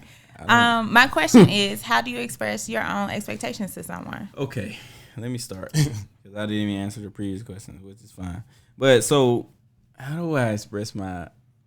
So I just began this expression journey, right? So I'm at the point now where I'm like, used to be like females, right? Y'all about to get all these emotions. Now I'm like, all my niggas getting every emotion I got, my nigga. I'm sorry. I was talking to my brother 20 minutes about how he felt about this girl he went on a date because he just didn't know how to talk about the emotions. And I was like, okay, well, let's wait. Let's see what you come up with. You made him talk about it. Yes. Because it was uncomfortable for him to try to figure out how he felt. He's like, oh, it just felt, it was something about it. I was like, well, let's identify what that something is. And I thought that was important for him. So all y'all niggas getting this shit now. I'm sorry. I believe you. For real. Basics, if look, getting past that around. Oh, they Skip be talking shit about me all the time. Like, oh, I see you a feminist now. No, this like, yeah, nigga, I'm giving you everything. So, so in my previous life, you know, I looked at everything as more so a game. You know what I'm saying? So if I'm looking at this like a game, I'm trying to manipulate the variables, right, to be in my favor. So this is how I always came at life, right? Even in like in college and stuff, I used to think about how can I manipulate these numbers to be in my favor to get what I want. You know what I'm saying? And that was like, you know, looking back, it was like a real toxic way to like look at all your relationships. I mean, this is every single relationship. It's not like just girls. This is males. This is like co-workers and all this shit. You know, like dead ass, bro. When I first met you, I was probably in that space where I'm like, okay, how can I manipulate this situation where it's more advantageous to me? I knew what he was doing. There's a whole bunch of them doing the same thing. Bruh, look, Tanisha know what's popping. You know what I'm saying? So I would so it was important for me to get information, right? I need information out of you because the more information I have, the more power I have. You know what I'm saying? It's really manipulative and all that shit. You know what I'm saying? So, you know, communicating my expectations was not a thing, right? Because that's me showing my cards. Right, you couldn't. No, fuck that. Why I'm going to show you my cards, bro? You know, I want to know your cards and then I can work backwards from there to get what I want. I show you my whole hand, you give me one card that you have. One card, my nigga. Hey, here you go. So, two of spades. Yep. No, two of clubs. Two of spades good. So you didn't up front. You didn't express any type of Never. expectations. Never. Now I'm in a situation where, you know, like I will meet someone or something like that, and I'm like, okay, I'm at a position where I know it's time for us to talk about expectations because I feel away, right? And most people use terms like I feel away. That means I don't know the exact words how I feel, or I don't want to say the exact words, but there are words you want to say with feel away. You know what I'm saying? So now, but when I get to that point, I want to talk about those things. I want to say, because I know the ambiguity that comes with gray areas. So I don't want to create no gray areas, bro. Cause that leads me into back that play shit. I'm playing blah blah blah, manipulating people. I don't want to do that shit. You know what I'm saying? So when I feel like it's a gray area, and I feel like I lived in gray areas for a long time, my nigga. So you trying to get rid of it? Fuck them gray fucking areas, my nigga. Like, let's just be in black or white. You not fucking with me or you are. Fuck that shit, man. That just comes with bruh, so much experience. peace, bruh. Yeah. So much fucking peace, man. That's my answer for that shit. Is that So be now- my peace thing? I don't I fucking think that's know. different. Oh, okay. But fucking, it's all peace. Namaste on the motherfucking Words of KB podcast, man. So who else? It sounds like you are saying that you didn't have a need for expressing it. Expectations No, didn't play a role at no, all. I never did. It wasn't important. Never. Who cares if I had them or anyone else needed to know them? Nope. It was just gonna be about me. I was all listen. I'm going through the X series. We got a therapy series with Amie, and we got the X series too, where I bring on exes, right? And I'm gonna explain exactly where I was in those relationships, and you can tell I started most of those relationships with no expectations. And this is not the positive side of no expectation, meaning I don't want to be disappointed. Right. It was no expectations, meaning I didn't establish any standards. You know what I mean? So it's a negative part of expectations where you don't establish standards, and then it's whatever you taking. Now, this ain't nothing against the girl who come on the podcast. Yeah. She is an upstanding citizen. I think she's awesome. You know what I'm saying? You don't like her. So I don't even tell them who I'm bringing on. Cool. Right? Oh, my and they got experience with all my exes. Okay. And I don't even tell them, but Tuesday we got a new ex coming on. So, but when you had surprised you. Somebody gonna be he don't like stand there. He don't like this one. I'll just say that much. But anyway, it's the fact of it. There was a situation or a time where I didn't have an expectation, and that negatively affected my emotional being because I was just like, I would just say this is fine to everything. Oh, this is fine. This is our normal. You know what I'm saying? And that shit wasn't fucking normal. But I would accept it. They would say, "Oh, Kevin, you always being weird shit." Or, y'all say, Kelvin be on some weird shit. And it was really me not setting expectations and it don't get fucked up to a year and a half and you're like, fuck. Dang, should have had some expectations. That's my answer. I'm sorry. Let me shut up. Sorry. No, everybody clear on that? No. Okay. Period, point blank right there. Well, I guess that kind of makes us dive into the other point is, are those expectations just based on feelings or are they like, what we were talking about, like, is it financial stuff or I is think, it based off emotion? I think once you are older and like, once you're like trying to be more whole, it's all of there's no mix, right? I need my needs, my need expectations met, and my wants expectations. Like, that's what you want, right? So let's make sure we define it so everybody knows, because I think everybody thinks needs are things, these are like my, non-negotiables. Non-negotiables. Wants are, hey, I would like that, but it's cool if, it don't happen. For some, they wants need to be met just like the need. Because that's when you get in that gray area that's where wants when, and needs. but that's that area to me that is the unrealistic expectations because all of your wants are not going to be met in a relationship. Yeah, that's why they end. When? All right. How? Well, you need to talk to, not to put anybody on blast, but you need to talk to, I feel like a lot of sisters out there now, they have some unrealistic needs for. I think males do too. And I want you to listen what I'm saying. I heard so I want on you the podcast. I want you to speak.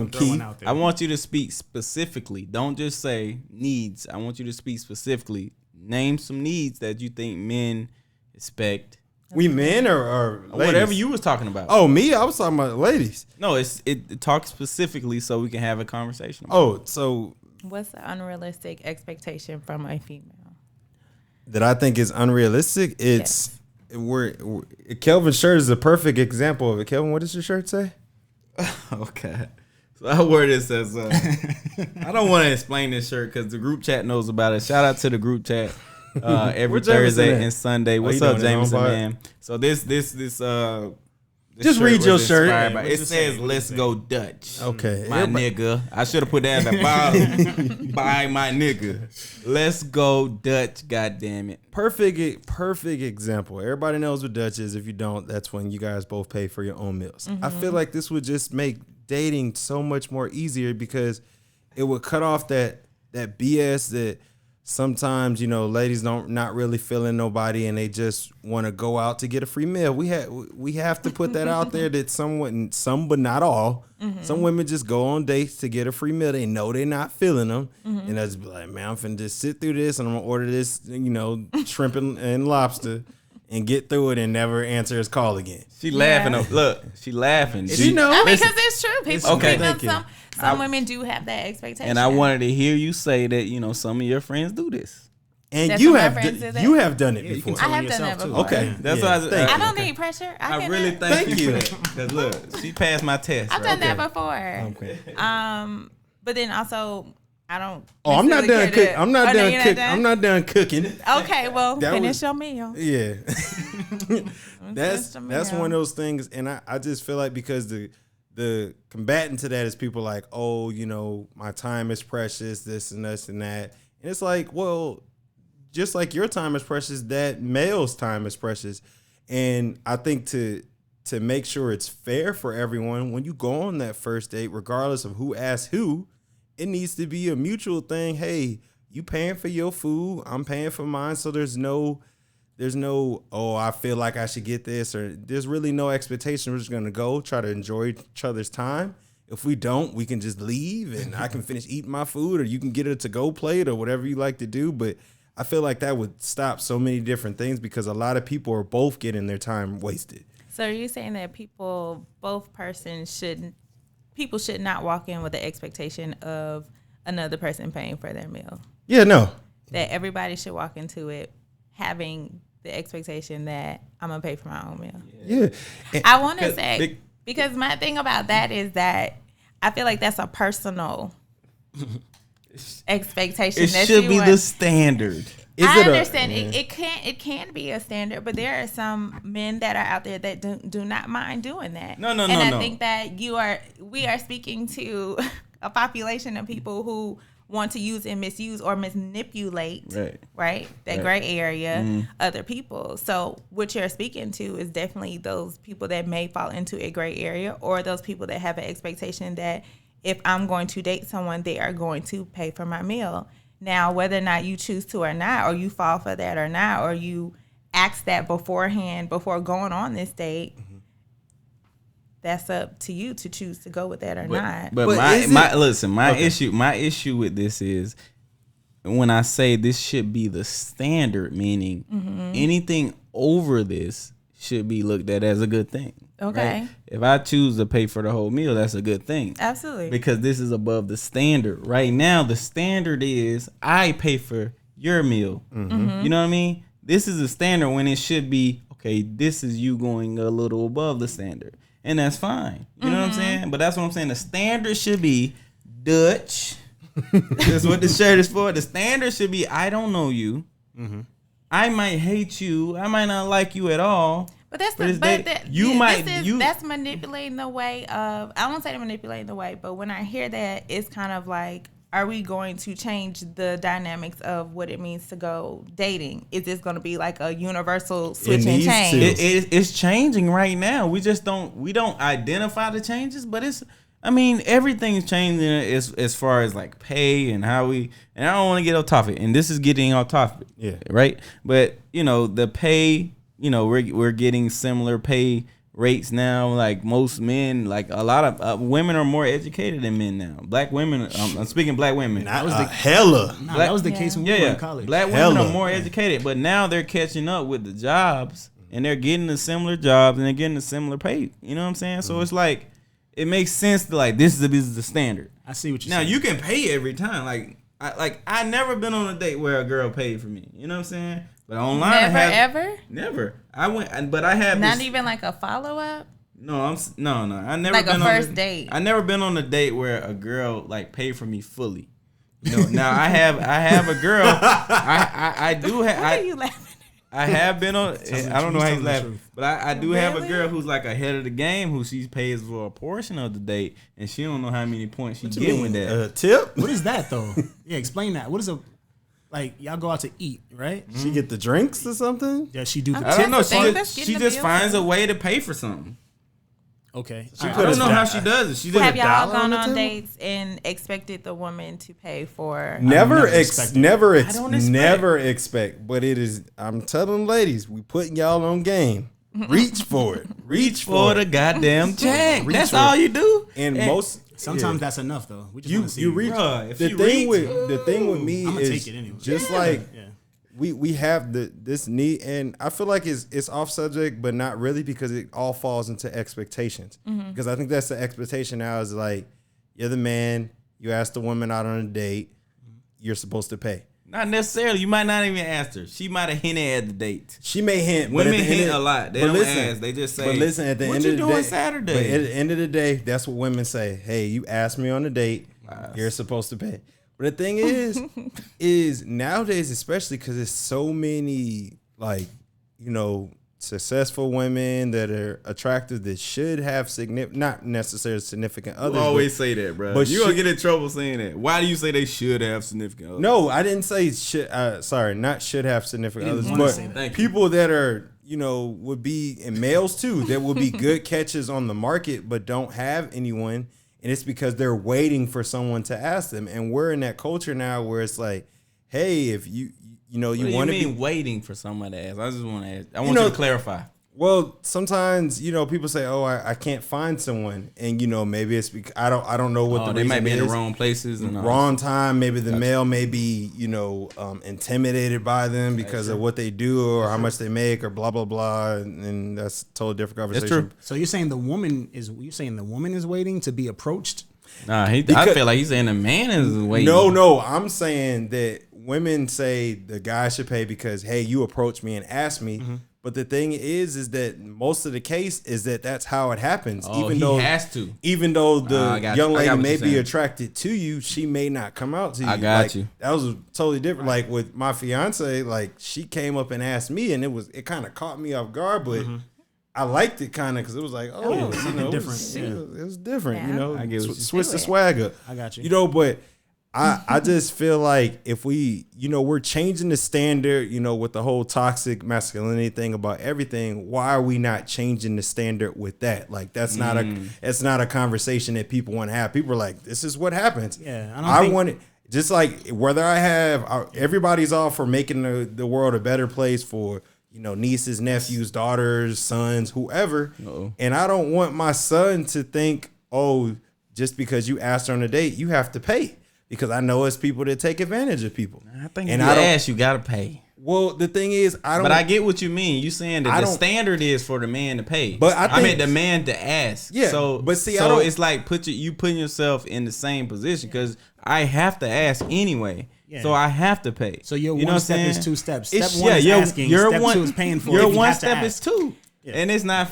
I get that it's not fair. Listen, that's what I I'm get that. saying, and I feel like nowadays women are being bold enough. They taking, you know, control of their careers, their bodies, and, you know, not saying none of this is negative, but they're doing that. If you like somebody, don't just sit and be like, oh, I can't find nobody good. You see somebody who might be a good catch, y'all go out and have a good time and figure out. Don't wait to be approached. Like, you know, you want to be that strong woman that comes from being strong. You know, you step up and strong or weak, just say how you feel, bro. That's how I feel. Nah, I can't if be you weak. like me, say it. And people are attracted. People are attracted to strength. Like ain't nobody. I was just about to no say, I weak. think it's encouraging for you to identify that a woman too can approach a male and ask and show interest. I'll be right back. I think it's important. Your butt hurt from this little seat. Yeah, you should get better seats. Mine do. Shit, I need a pillow. Next time I come, we need better seats. Sorry. the I think cushion. it's important that women do it, but then there's also women that are not going to choose to do that just because they want to stay traditional. They don't really want to shift that part of the standard to go. What? Yo, if you fall, You almost I'm died. nervous. Everybody will know. Some people don't want to shift that standard, and some people don't want to make the standard what's comfortable for everybody else. Choice whether or not they want to do that or not. You know. Yeah. I mean, it sucks and it don't make sense, but You know. I mean, but don't y'all feel like that would be like, because the expectation is, because people a lot of times, like, people don't like to, like, I'm one of those people, I don't like people to owe me anything. And a lot of times the standard is like, okay, if I pay for your drink or I pay for your dinner, you kind of owe me something. And that's just natural when you do something for somebody. Because would you just randomly pay for somebody's meal? Like, if you just walked into a restaurant, would you just be like, No. Not even just a gift? I'll probably give it a different way. I'll give somebody money on the street before. No, not somebody homeless. Just somebody you met that you said hello to. Would you just pay for their meal? I don't think so. Yeah, somebody that you don't know at all? Yeah, I don't think so. Would you, Amy? Pay for somebody random? Yeah. Only if the Lord let me. You know the Lord. What the Lord gonna say? He gonna stop you. Have you ever done it? Like, not nobody homeless, just walk into a restaurant. Here you go. I got your food. No, but I have been at the gas station. I ain't talking about no gas. We talking about meals. I didn't pay for the gas, but I paid for like 3 kids, little snacks. That's kids. I'm talking about a grown, able-bodied adult. Because you're not going on no date with no homeless person, are you? No. So I'm talking about the same scenario. Have you never just walked up and that's what we do when you go on a date with somebody, you don't know them, y'all don't know nothing about each other, and I'm expected that regardless of how it goes, when the check comes, it's gonna be slid to me and I gotta pay. But did you not walk into that situation knowing that may be the expectation? It shouldn't be though, just because it's good. But did you choose to walk into that situation knowing that's not the standard? But listen, that's what I don't like, because is that a yes? Because people, I'm not saying, because that's how I was raised too. You open the door, but I'm one of those people, I've always been fighting that back since I was young, and I tell my mom that. And read that comment after you're done. Oh Lord, y'all know I don't. Okay, I'll read after you're done. But Go ahead, finish up. No, I don't read. No, but I right, Amaris, that's right. I fought my mom on that, because my mom was like one of those people. She was like, always open the door and all this stuff like that. And I'm one of those people, whether you're a lady or male or whoever, if I open the door for you, you don't say excuse me, or no, sorry, not excuse me. If you don't say thank you, I'm gonna say thank you or you welcome. Oh, so you throwing like shade at it? Yeah, that's the expectation. Like, to get something. When I open the door, and I expect you to welcome, say thank you. Because that's your expectation. You expect them to say thank you. But the old school way is like, okay, you pay for this meal. When you do something for somebody, it's a human thing. You expect something back. So people are like, oh, when you buy a drink for somebody, you usually expect like, okay, I'm buying you the drink to either show some type of control over you, or it's just like to show you, hey, I can paying do for this. the time. Yeah, you're paying for the time, but it's like, what if she don't want to give you a time? She was like, that's okay. So this is a mutual meeting, because even though I asked you out, you still had to make time in your schedule for me to come to. So both of our times are being quote unquote wasted or used. So let's just, hey, you hungry? You can eat. Or you know how women are like, oh, if you ain't got enough money to pay for my food, you shouldn't be asking me. Really condescending to say, because if I use that goes right into that. So comment. let me read this comment first, and then I want you to respond. Okay. Right, and this transition perfectly into expectations in romantic relationships. Who the hell is this? I don't know, Josie, but we about to know. We about to get to Hey, know. Is that Josie. okay? That's your peoples?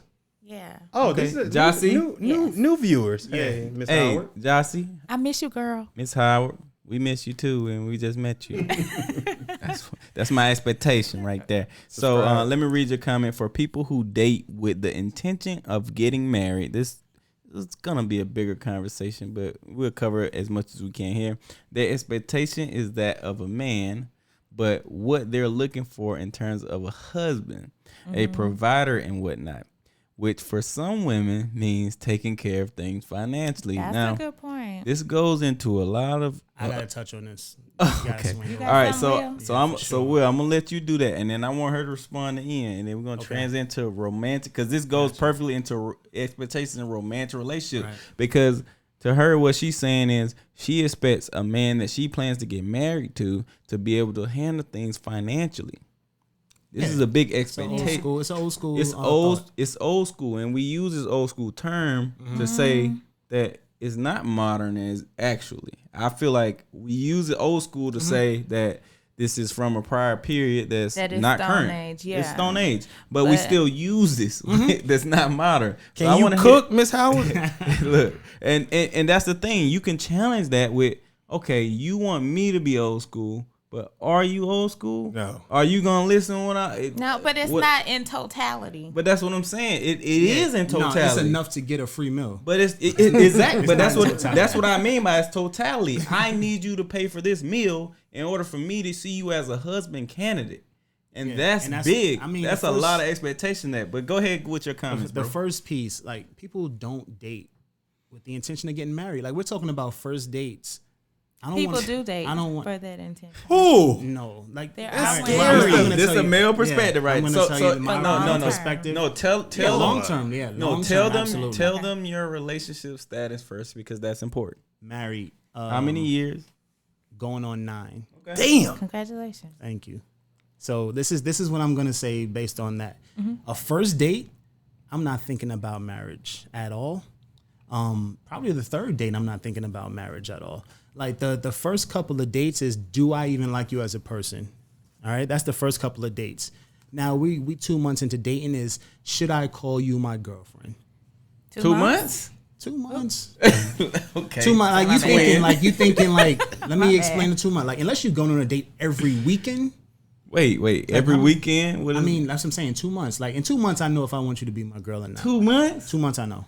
Kelvin, quick. I'm with I know, you, bro. I know. 2 months is good. Yeah. Now, but I'm saying That's I'm short. just- I'm Shit, I still waited not- 6. We still I was on that, bro. we're still not even time. thinking about engagement in 2 months. I'm Now, thinking talk about calling you my girlfriend. What's engagements? Explain that with people. And, like, to be married. Okay. Like, Okay. that's what I'm saying. Like, engagement. the first, Okay, I got the first thing she's talking about is when dating with being, getting married in mind is like, okay, well, that's a wow. It's a process first. It's wanting to see you again, and then it's wanting to see you a lot. Yeah. Then it's wanting you to be my girlfriend. Yeah. Then it's like, okay, well, do I see myself marrying this person? Okay. This is after being a girlfriend for a while. And this is I think your perspective from a male, right? And I agree. Do you agree with what he's saying? Yeah. I agree. I agree that men don't date initially saying, Right. I'm looking for my wife. And if a dude does say that, I'm like, it's probably something up with you. I would think so too. I would think so. He's trying to get his citizenship. I'll let Amy jump in with the Yeah. She's coming next. So all right, so that's what I would disagree with that statement in totality, really. And then it says as a man, and a lot of guys, we get hit with the as a man, or if you a man, or if you know what I mean. hate it, bro. But then we can't hit back with the as a woman.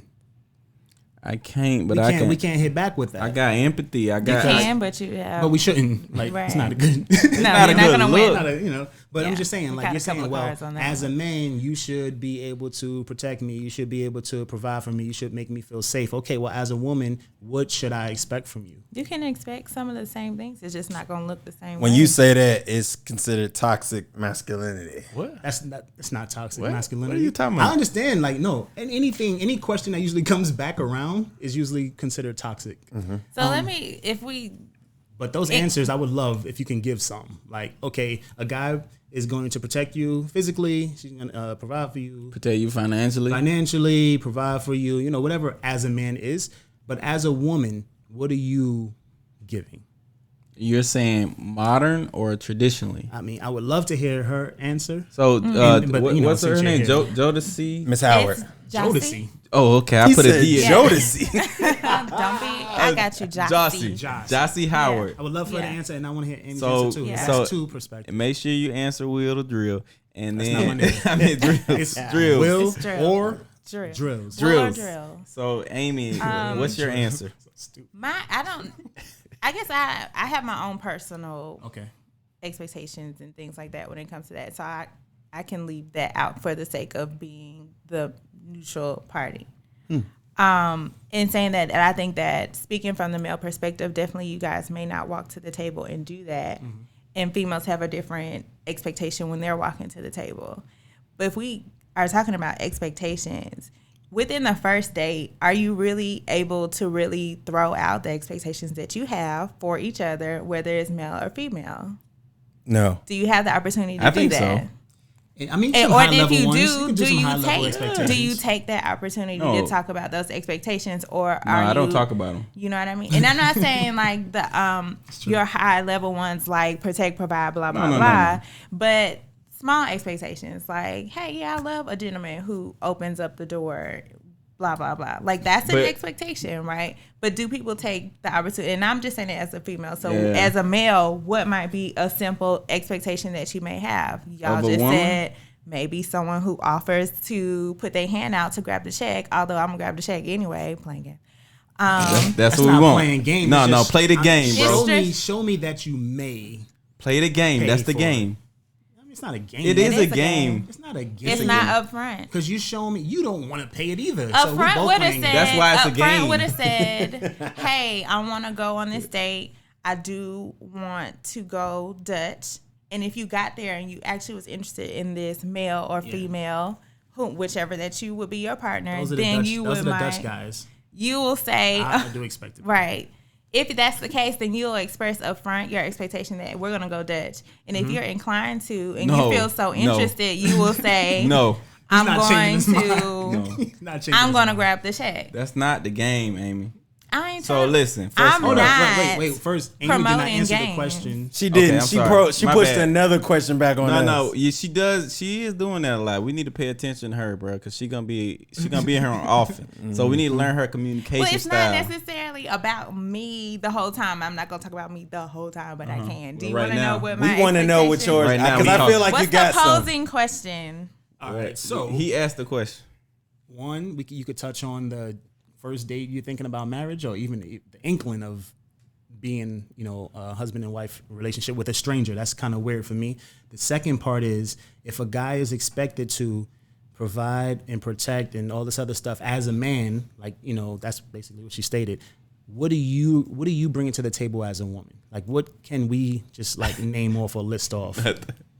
You talking about me personally, or am I speaking for all? Well, I guess I think you're speaking in general for women. Because I can't speak in general for women. Nah, you gotta talk for you. Okay, talk for you then, because I'm gonna apply that generally. Because and then we'll get we have this. The things he said are things that we can apply generally. Like they're expecting. I'm sorry. No, I want her to speak. You're the female representative. No, I didn't sign up for that. Yes, that is not my expectation coming on this let her speak for herself. Podcast. We can tell. We can tell what's general. Okay, so no for generic me, answers. First date. Amy answered. Coming for me, first date. My expectation is just to have is this person someone I can be friends with? That's a good game answer. I mean, it's a real answer and a game answer. That's mine. It's like good for both. I use that good. I use it. Do I have an expectation that the male will pay for the check? It is a expectation. It is not a high expectation because I was taught to bring my own cash to cover what I need to cover, especially since I might need to beat feet if this young man is out of his mind of some sort. So wow. I'm always going to have money on me to cover my portion, or if I feel so inclined to cover the whole check. I've never done that on a first date. Of course. Ain't no date that good. I will say that I've never done that on the first date, but I have paid for a meal because I feel like it's important for me for both of us to be able to do that if I'm thinking long term. Okay. Now, as a woman, read that comment Tanea just said. Sometimes dating rules gives. Read it to the people. Vibes. Read it to the people. Sometimes dating rules give prostitute vibes. Of course. Mm-hmm. Of course, you say. Explain that. Explain. No, because prostitution vibes. Oh. Yeah, prostitution. Explain that. Yeah, I'm an angle, bro, non-reader. Why you correcting me? Now, I can see that one. Now, basically, like if a guy, like what Basic was saying, like a guy buys a drink. Now, I'm expecting you to at least be around until the drink is gone.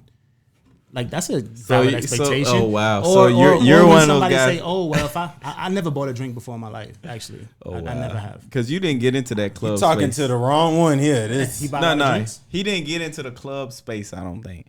Nah, I got into the club a lot. You sure? Yeah. Nah, not as an adult, bro. No, I was nah. That's what I'm saying. You talking about like when I met you You was not in no club. I was done. I was clubbed out by that. You time. weren't in the club. You talking about college club out. shit. That ain't club shit. You didn't have no college when you got money. When you have funds to buy somebody. When I had money, think about you being single.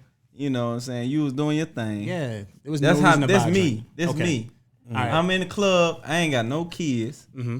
I got excess money. No kids. I see a cute girl. It's not. I'm gonna say it's a she bad ain't thing got to buy a drink in the It's club, not but a I'm bad saying thing to buy that's a an drink. easy standard. I'm just saying. right there. I'm going off of. I'm trying to make a point for her being Okay, I'm correct. sorry. And her point is, if a guy buys dinner or he keeps buying stuff, there's some sort of exchange that's expected. And what's the exchange? Now, of course, that sounds terrible. No, I get that. That sounds bad. But the expectation can be, on the second date, I'm gonna do this. But nobody thinks that way. But I think expectations in general, you are expecting a reciprocating relationship between whatever is on the opposite side. When we just talked about business, What's reciprocated is the question. Yeah, when what's you're being reciprocated? Is it equal? Is me saying thank you for opening the door? Is that a reciprocation? But you want that, right? The door. That's an expectation, he thought correct? that you were gonna say thank you for the dinner is equal. No, but what I'm saying I'm saying that in expectations, you are expecting something back as a result. Mm-hmm. Yes. Period. Yes.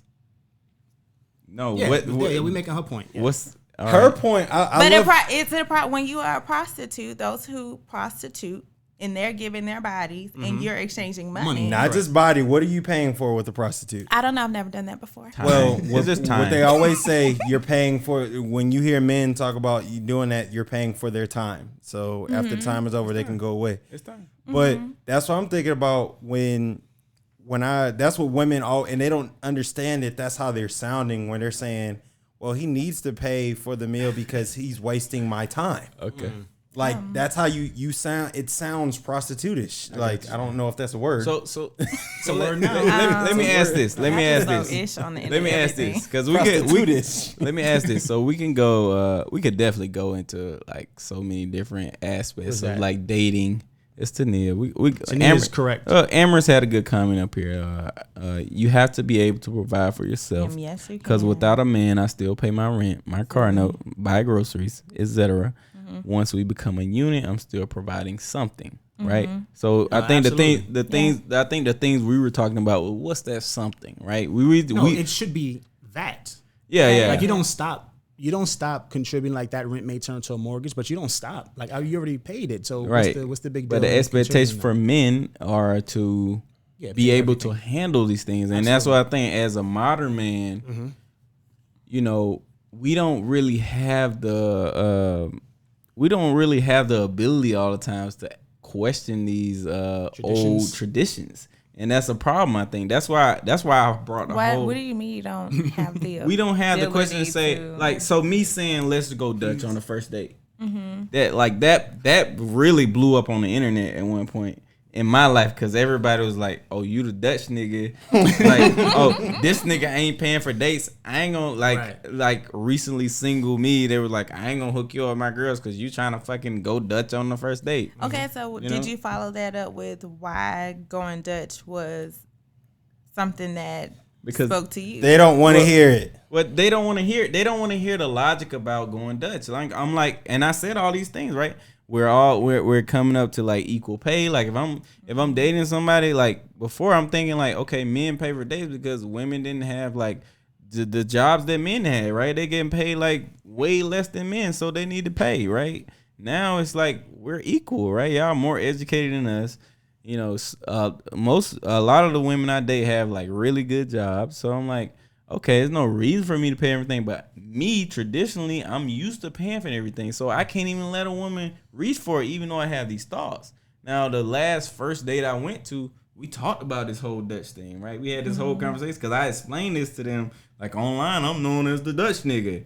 You know what I'm saying? Because I was like... Making it late, bring your money on our first date. No. We expressed it on the date, you know what I'm saying? So, was that too late, or did you go Dutch or not? Well, at that point, I paid for the bill, and then she counted the second bill. Lord! Wait, what? I don't know the problem with that. He's disappointed in you. No, she did a good job. But what I'm saying is, you wasn't real. You didn't. I wasn't real. I wasn't real because I'm used to traditions, right? Yeah. So all I'm saying is, I think women should be open to the fact, and I want to transition into expectations in any relationship, romantic relationship, because that's gonna be a meaty conversation. Did your homegirl answer though? I mean, you didn't. But No, Josie didn't. She went. Right. She went. I didn't hear a list at all. Josie.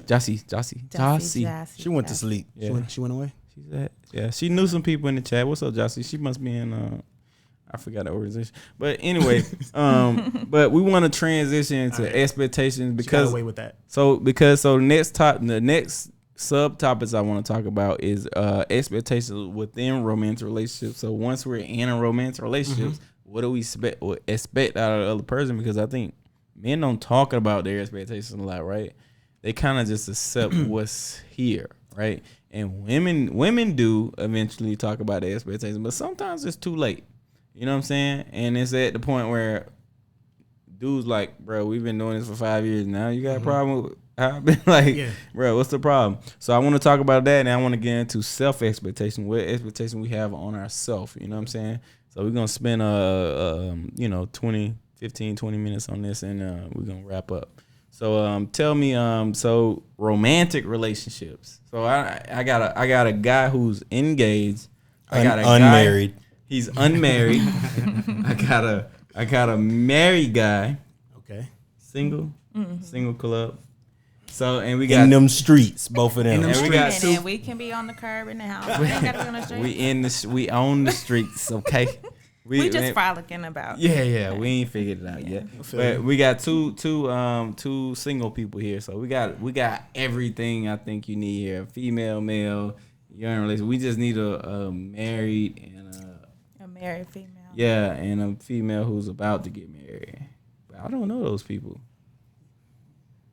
All right, we don't need to. All right, so we got who we got right here. So who want to start talking about expectations within a romantic relationship? So I'll pose a question. Ooh. What is look at her. One I like it. What is one of the expectations that you have in your relationship, maybe 1 year in? 1 year. I can talk about one expectation I have, like immediately once we get into a relationship. So I have this whole. So define into a relationship, because I want to make sure that we're on the same page. Into a relationship as in monogamous? Yeah, so we're at the point where, so I reach a point with a girl when I say, where I personally am monogamous, but I have not discussed that with you, right? So this is my test period where I'm like, okay, I want to just date her. I'm not going to date other people, and I'm not going to tell her because I don't have that same expectation on her.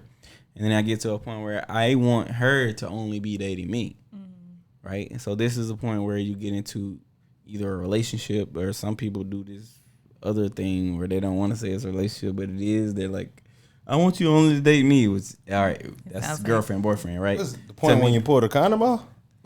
What?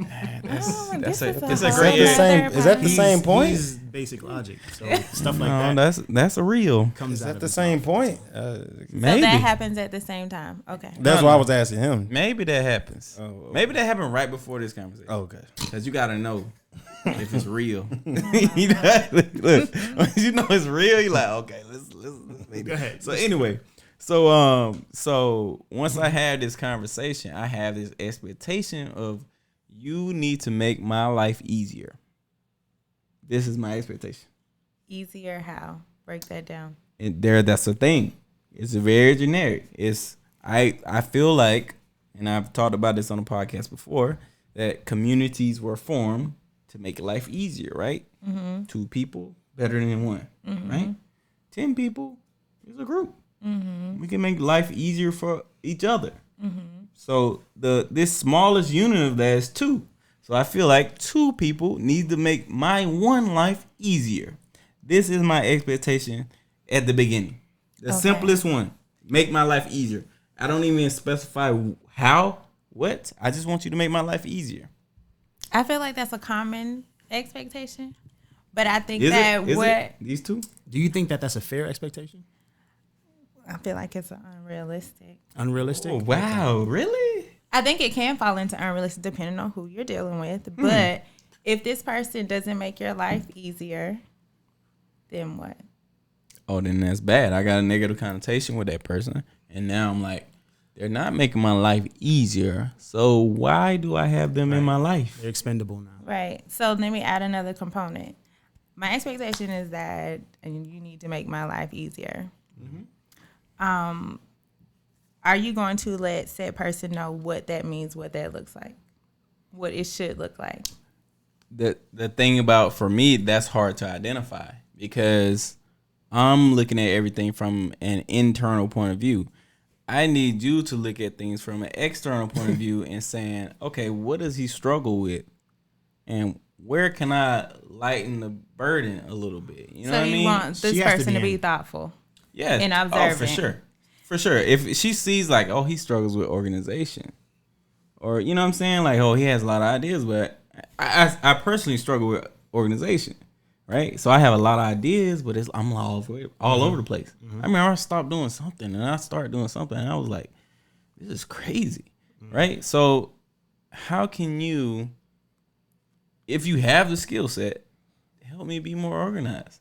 Like, so that's important to me. Like, how can you make my life easier? However you see fit. That's why I don't have a direct answer for it. It's wherever they see a place where I struggle, I want you to step in and make my life easier. That's just my general expectation. Pops up that I only use this in one relationship, and I told her, like, this is my expectation, and we had a conversation about it. Like, I want you to make my life easier. Do you think you make my life easier? Her answer was no. And I said, I went like this. Well, Yeah. What we doing here? That's pretty much it. So let me ask the both of you, and I think y'all are in different stages of relationship, being engaged and then married for some time. When did you have to become specific about your expectations? And I'm not saying abroad, hey, I want to have a healthy relationship or I want to have a satisfying sexual relationship. Right. When did you have to become specific to say, hey, this specifically is what I need to happen, this point, where, how, when, why, all those details. When did you have to do that? Now, you do have the discussion of expectations. So before me and my wife were married, we had, this is my goal in life. This is your goal in life. So that was our expectations, our goals. But as far as being specific, you don't get to those until you get to those in life. It's like, okay, well, this situation, I don't like the way you handle this situation, and I expect you to handle it this way. Right. Can you handle it that way, or is that a problem? So it was prompted by the actual when you came to it. Yeah, because it's hard to come out, hey, if such and such, like, if I'm in an argument and some road rage guy come out, I don't need you jumping out the car. I'm going to jump out. You know what I mean? It's like, that's not going to happen. You're not going to have that conversation. But if something specific happens, I think that the lines of communication needs to be open. That's the expectation that you can talk about from day one. Communication, and being cool with confrontation, because you're gonna have confrontation. Conflict. So, like, if you're cool with that, you say, okay, what's the worst that could happen? We have an argument, whatever. I don't like the way this situation was handled, so we can talk about it. And it doesn't matter what comes up, because now you can talk about it, and the worst thing that's gonna happen is an argument. So what? You've had hundreds of them by the time. That's it. Yeah. I like that the highlight there for me was that sometimes you aren't able to express what your expectation is until you are come face to face with something that you didn't like, and you're like, okay, let's have a conversation. But what's important about that is you have to be able to be open enough to say, okay, that rubbed me the wrong way, so we got to talk about what I want you to do differently next time. The communication has to be there. It has to be there. And especially not waiting. And I'm not sure about as far as how long you guys wait before you correct or offer a correction to that situation, so that you're not thinking in your head, okay, she don't care. She doing it again. There she go again. Ungrateful. Ain't going to pay for nothing. I just told her. I just gave a face, or I got so upset. Why don't she know that this rubbed me the wrong way? Damn. Yeah, that's your fault. This shit. I'll tell you that right there. That's your fault for not addressing the issue. Bro, that's my last relationship. I didn't address nothing. And then I got, bent up about the shit. You know what I'm saying? But hey, we got an episode on Tuesday, man. Like, I mean, this a plug. This a plug, y'all. So we got an episode on Tuesday. Basically goes into me not having expectations at all, because I didn't have them at all in this relationship. And it's gonna go into like where that led us to be. You know what I'm saying? And it was a very weird place that we were. That chair break, bro. I should have made that. I might as well just walk away. Yeah, because my last adult relationships, like I was a totally faithful guy, so it wasn't any of those usual suspects. So it was all like internal issues and like real issues that you have. So y'all check that on Tuesday, man. We're gonna have an X on here, so it's gonna be interesting, man. We're gonna have Mr. Keith back on that, man. Hopefully we have Will and Amy in the comments, giving. You know, I want to have Amy calling in on all these episodes and giving us a nice perspective. Whatever you can. What is chill? Whatever. This thing creaking. All right, so I want you to answer this, and then I want to transition into self-expectation and how that affects us in our lives. So what do you think about? Well, first, before you go on there, I do want to touch on, Tanisia's comment where she said, love isn't easy. Because I think that's another thing that you could also look at. I think a lot of times, regardless of what your expectations are or what you bring up, you have to understand relationships of any kind that are worth any substance. Yes. They're going to take work. Absolutely. So nothing can be easier given to you if you come into it like, hey, this is what I need, this is what you need to do.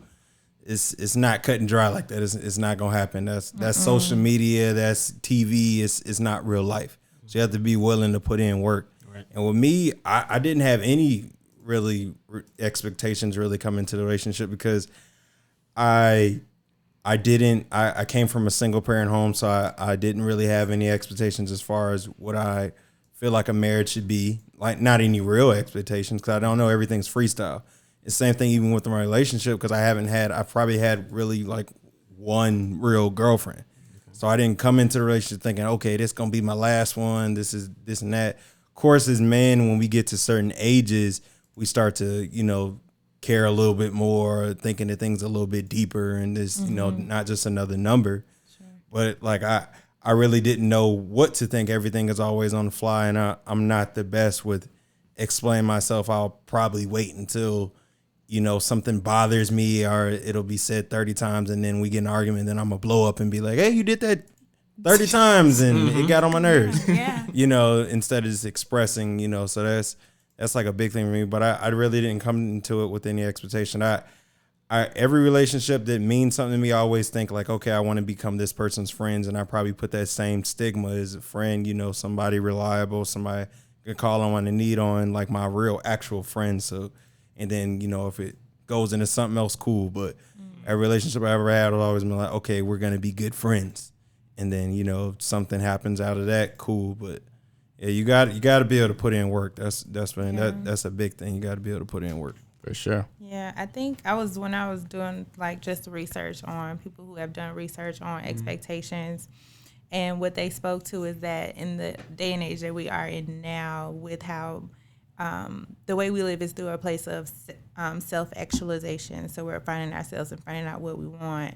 But when we get into relationships, we don't spend just that much time in the relationship with that other partner, cross-referencing the information that we found out about ourselves. So when you talked about, I know all these inner things and I want her to do the external work, what about giving her a little bit of information, if y'all are at a point of trust, a little bit about that inner part of you that you have discovered so that she is more in tune with how to navigate, how to help you with organization. Because I can help you with organization, but the way I do it, is it going to be the best way that you want me to do this?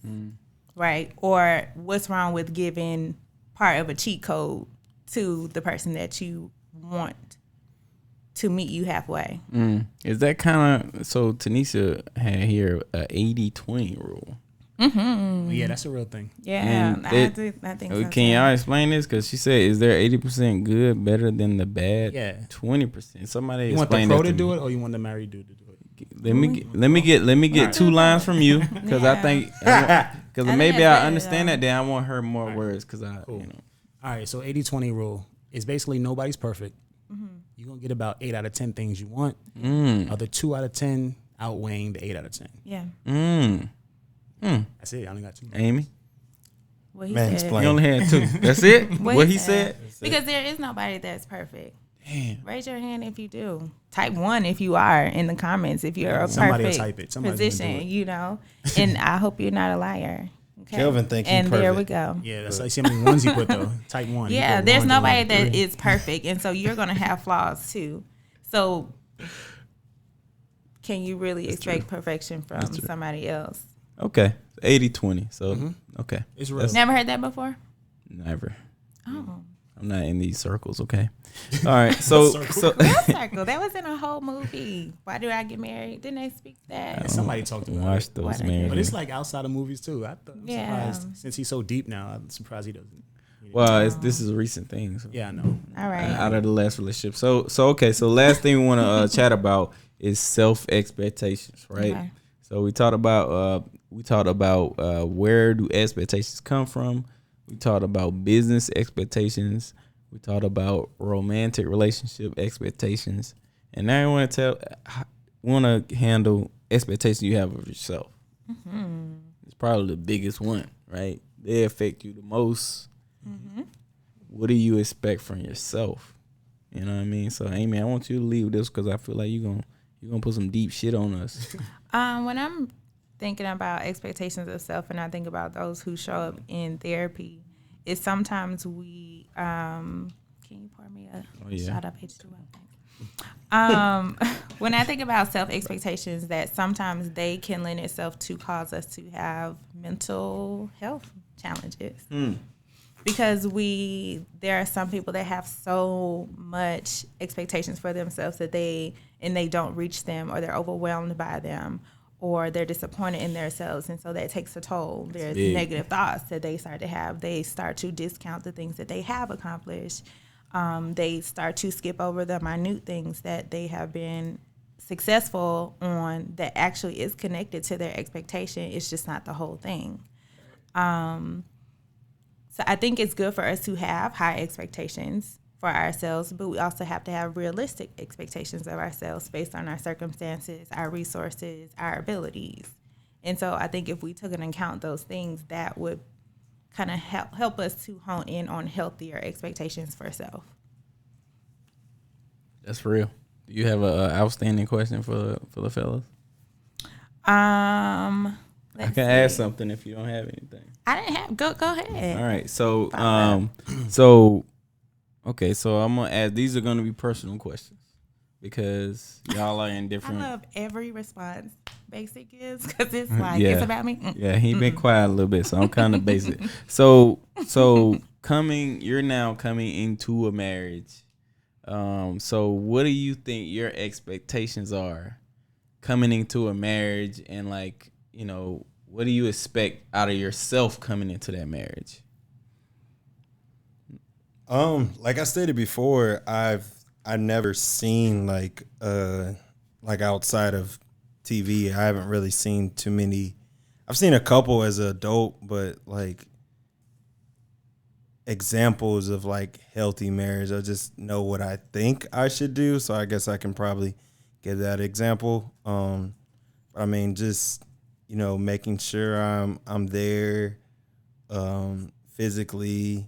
But I want to hear specifically, like, what do you expect of yourself in this situation? Like, do you have any? You might not have any expectations of yourself. Like, what do I want? Do you expect yourself to do the best that you can? Yeah. Do you expect yourself I want to do the best that I can. Now I want you. But I don't know what that is. Yeah, that's what I want you to go into. I want you to think about it. Yeah. We're gonna go to the next person. I want you to think about what's the best. Like, what quantifies the best to you? What, you know like what I'm saying? J. Cole, I want to be Uncle Phil. Like, I don't. But even that, what did Uncle Phil do that meant the best to him? I want you to think about what's behavior that makes it like that you expect out of yourself. Because if you don't have identifiable things that you expect out of yourself, how can you really expect it? Yeah, you don't even have a list for yourself. I guess with me is, you know, being the provider and protector of my home. So it's a traditional, like traditional sense. In the traditional sense, and trying to be a little bit, I guess, more millennial with the whole. Explain. Well, just, back in the day, you saw just in TV shows and other stuff, because like I said, with a lot of us being, raised in a single home, the male figure that we saw was on TV. It was that Uncle Phil, that, Cosby or whatever show you were watching, you saw from off TV. So I guess with me just being a little bit more, millennial, when I say that, just, being more understanding, maybe listening, because a lot of times you saw where it was with the dad, it was just like, what he said went. He didn't really hear much else left. Kind of let him alone. He ate his dinner, kind of just trying to involve myself a little bit more on what's going on in the house, what's going on with the kids, making sure that your spouse is taken care of physically and emotionally as well, but just caring, so, kind of opening up things and making sure you're learning and, making yourself a better person as well. Yeah, I think that's great. Okay. I think that's a good place to start. Cool. That's good, man. How you feel about that? Okay, thumbs up. Okay. So, Will, tell me, what do you expect out of yourself right now, like in general? Like, is there something that's at the top of the priority list that you just care about? Like, forget all external things. Like, what do you expect out of yourself? My expectations are very high. I tend to bite off more than I can chew in life and like learn to chew later. I tend to do that a lot. So, my expectations are to continue doing things that seem impossible to others. And it's not just to impress them. It's just that those are the goals I've always had. And I'm going to keep getting them. I mean, it's nothing to fear now. You know how I operate, and I've done a lot of things that most people wouldn't do, walked away from stuff that, people would die to get.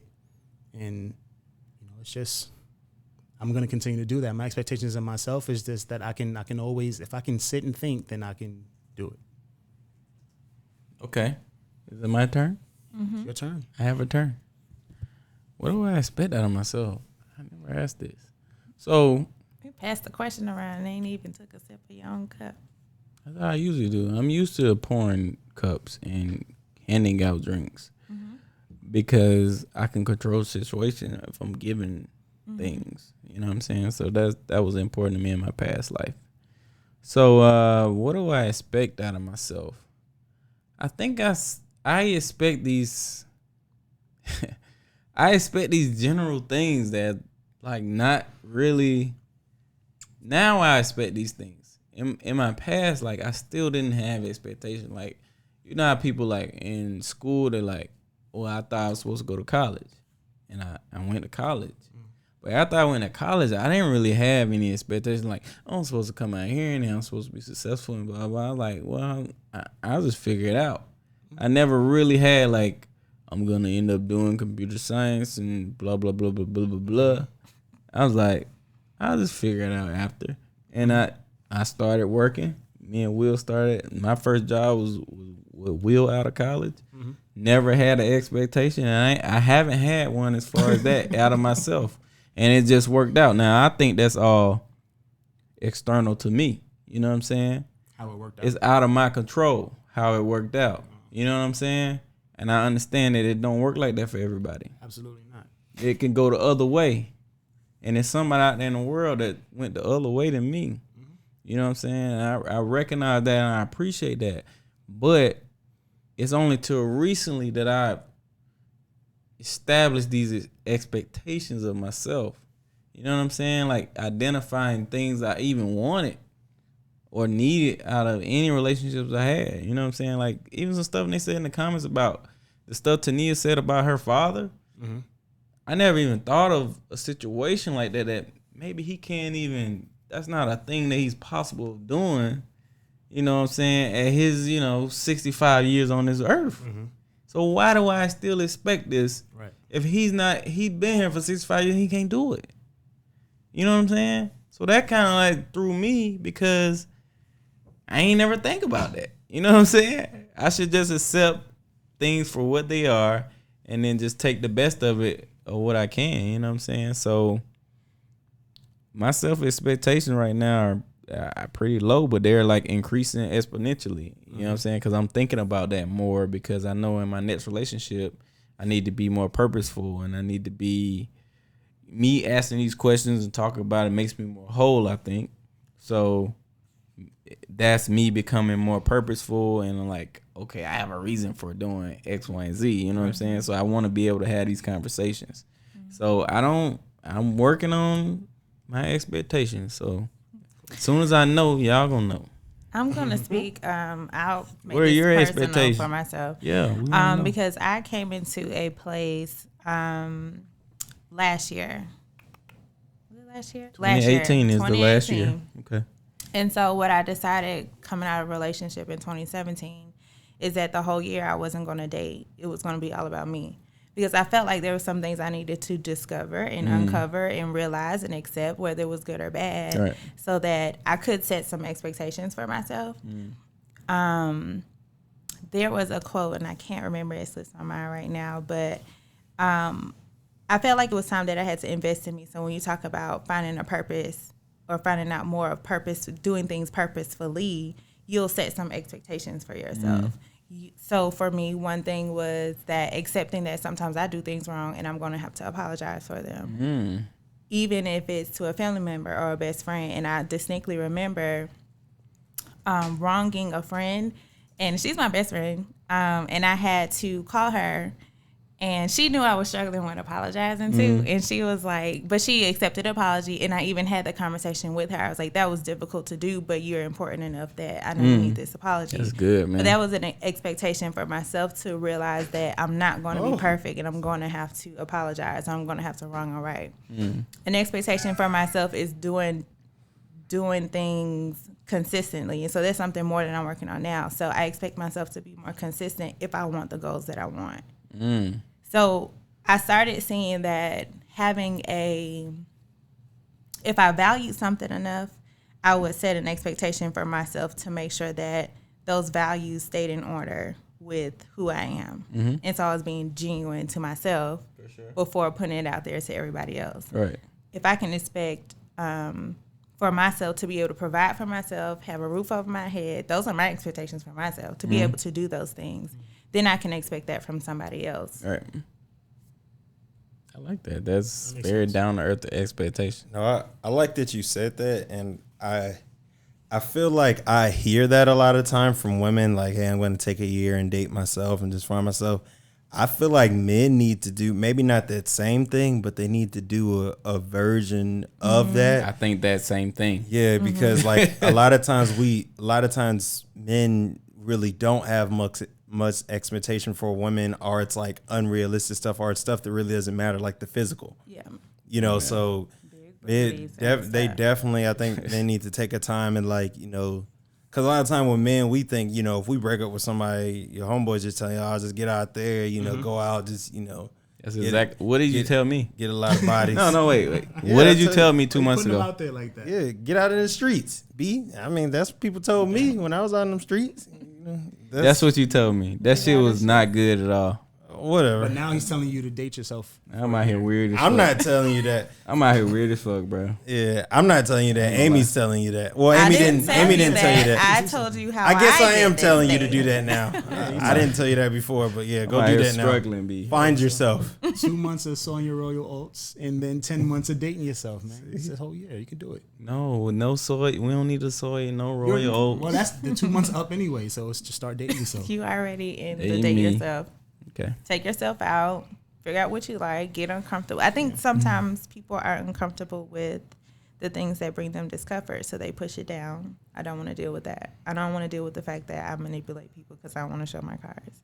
Grab the check for yourself. Yeah, you definitely can. I'm going to reach for myself. Act like you're going to grab it. I started to How was your enjoy plan? taking myself out to a date and paying for my own stuff and leaving a tip and coming back and the bartender knows me and then boom, there goes a whole relationship. I'm used to that.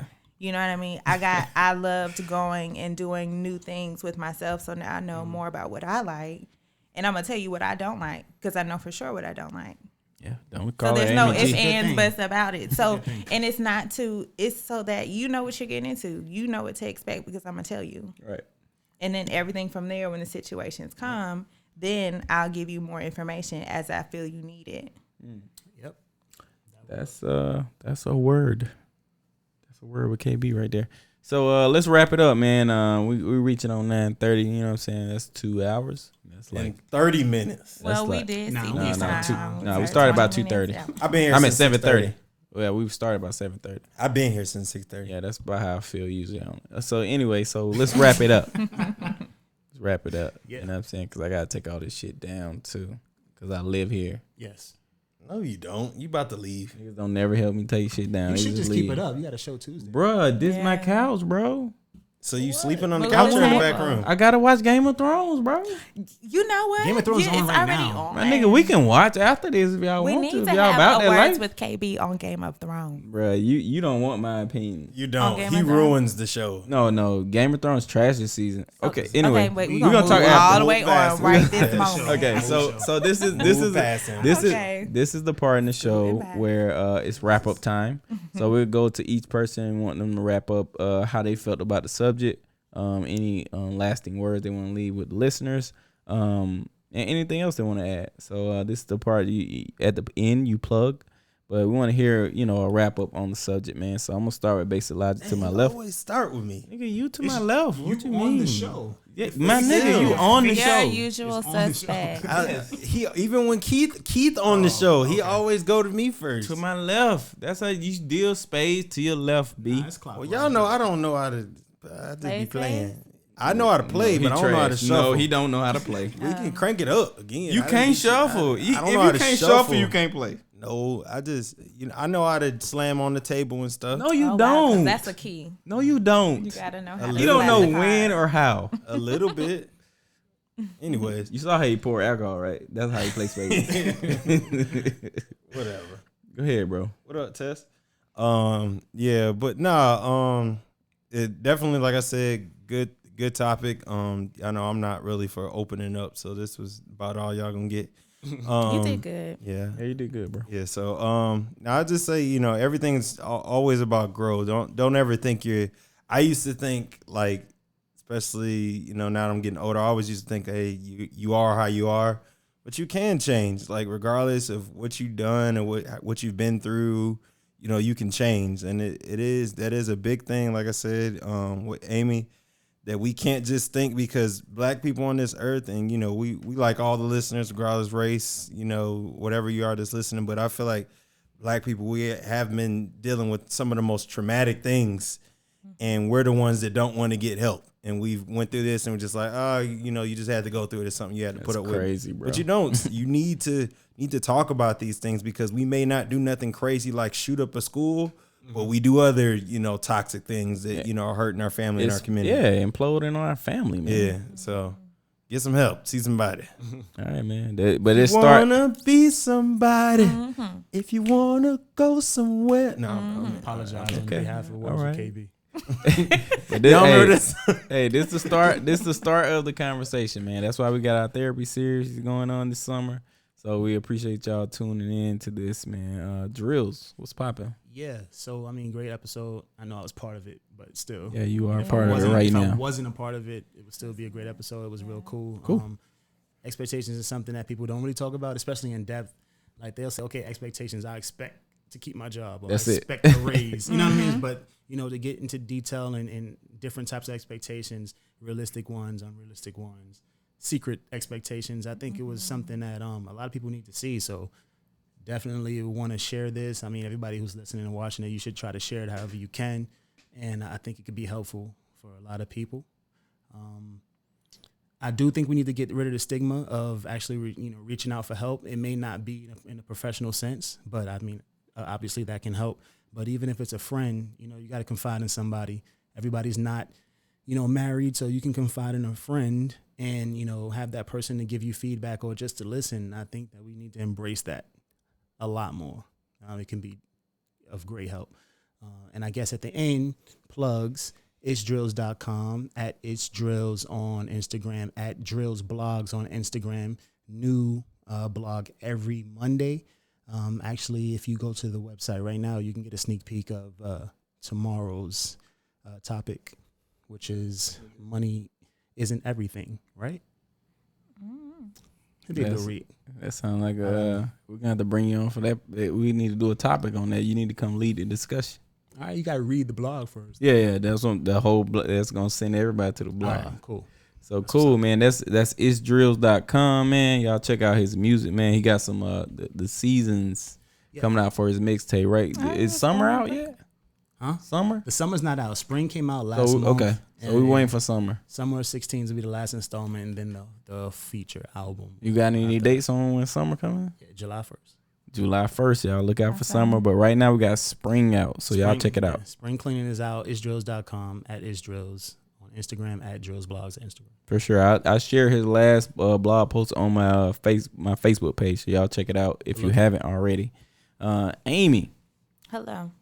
This was great. This is great. This is awesome. She was awesome, right? This is great. At first I was like, I don't know. Let's see how this goes. But it was great. I could tell she was. No, I could tell she was I had like to super feel it skeptical, bruh. She was super skeptical about coming on the show, bruh. For real. I was like, it wasn't man. super. Skeptical. Super, bro. It wasn't super. Super, bro. But You I didn't know did if you wanted to reach for the check or not. Well, you know, I brought my Calum cash just in case. Ready. But I think it was really, really awesome to be able to have a flowing conversation about expectations. I think it was not to say that somebody's expectations are wrong or right, but to have a conversation about what expectations you're willing to meet or not meet. I think that it's awesome to be able to have a conversation about therapy and to focus in on the importance of the opportunity, taking advantage of the opportunity for therapy. It's not for somebody who is crazy, who is just having a challenge with their mental illnesses, but you can come in there and say something like, hey, I'm noticing that I'm having a little bit of trouble with setting some standards for myself or knowing what to expect from other people. That is an opportunity to have a discussion with a neutral person that's going to kind of give you feedback and give you ask you questions about where you think you want to go with this. It's not always about the therapist setting that tone for you. It's about you bringing to the conversation things that you want to talk about and where you want to go with it and knowing what you want to do. But I really, really enjoyed you all. Y'all great, funny, intuitive. Definitely glad to be able to start this summer series of therapy with Words with KB. So plugs are Refined Vision Therapeutic Services. Woo woo. You can find me on Instagram at refinedvision_. Facebook will be popping up soon, as well as my website. Any questions or any comments or anything that you want to ask me about, you can email me. That's also on my Instagram page. But it is refinedvisionllc@gmail.com. Thank you to everybody who showed up and popped up in here to add to the conversation for Words with KB, because it's awesome to be able to kind of spread and open it up for you all, for you to have more of an audience as well, because this is good stuff. Now let me ask you a quick question. Now, what would somebody reach out to you about? Because I want to frame a reference like, okay, if I'm having this thought process, then I need to reach out to Refined Vision _ on Instagram. So tell me what's a situation where I need to reach out to you? Well, one, you can reach out. I'm gonna put this up first, but if you're needing resources to knowing where to go to handle a certain situation, whether it's your mental health, the extremes of mental health, especially suicide, depression, anxiety, you can reach out to me. I can give you resources. We'll have to talk more if you want more about that, and based on if you have more of a need, then I can discuss that with you individually. If you're looking for opportunity for me to come and speak to whatever group or organization, just to kind of give a little bit more information to them or for them to be more informed, you can reach out and ask me about that as well.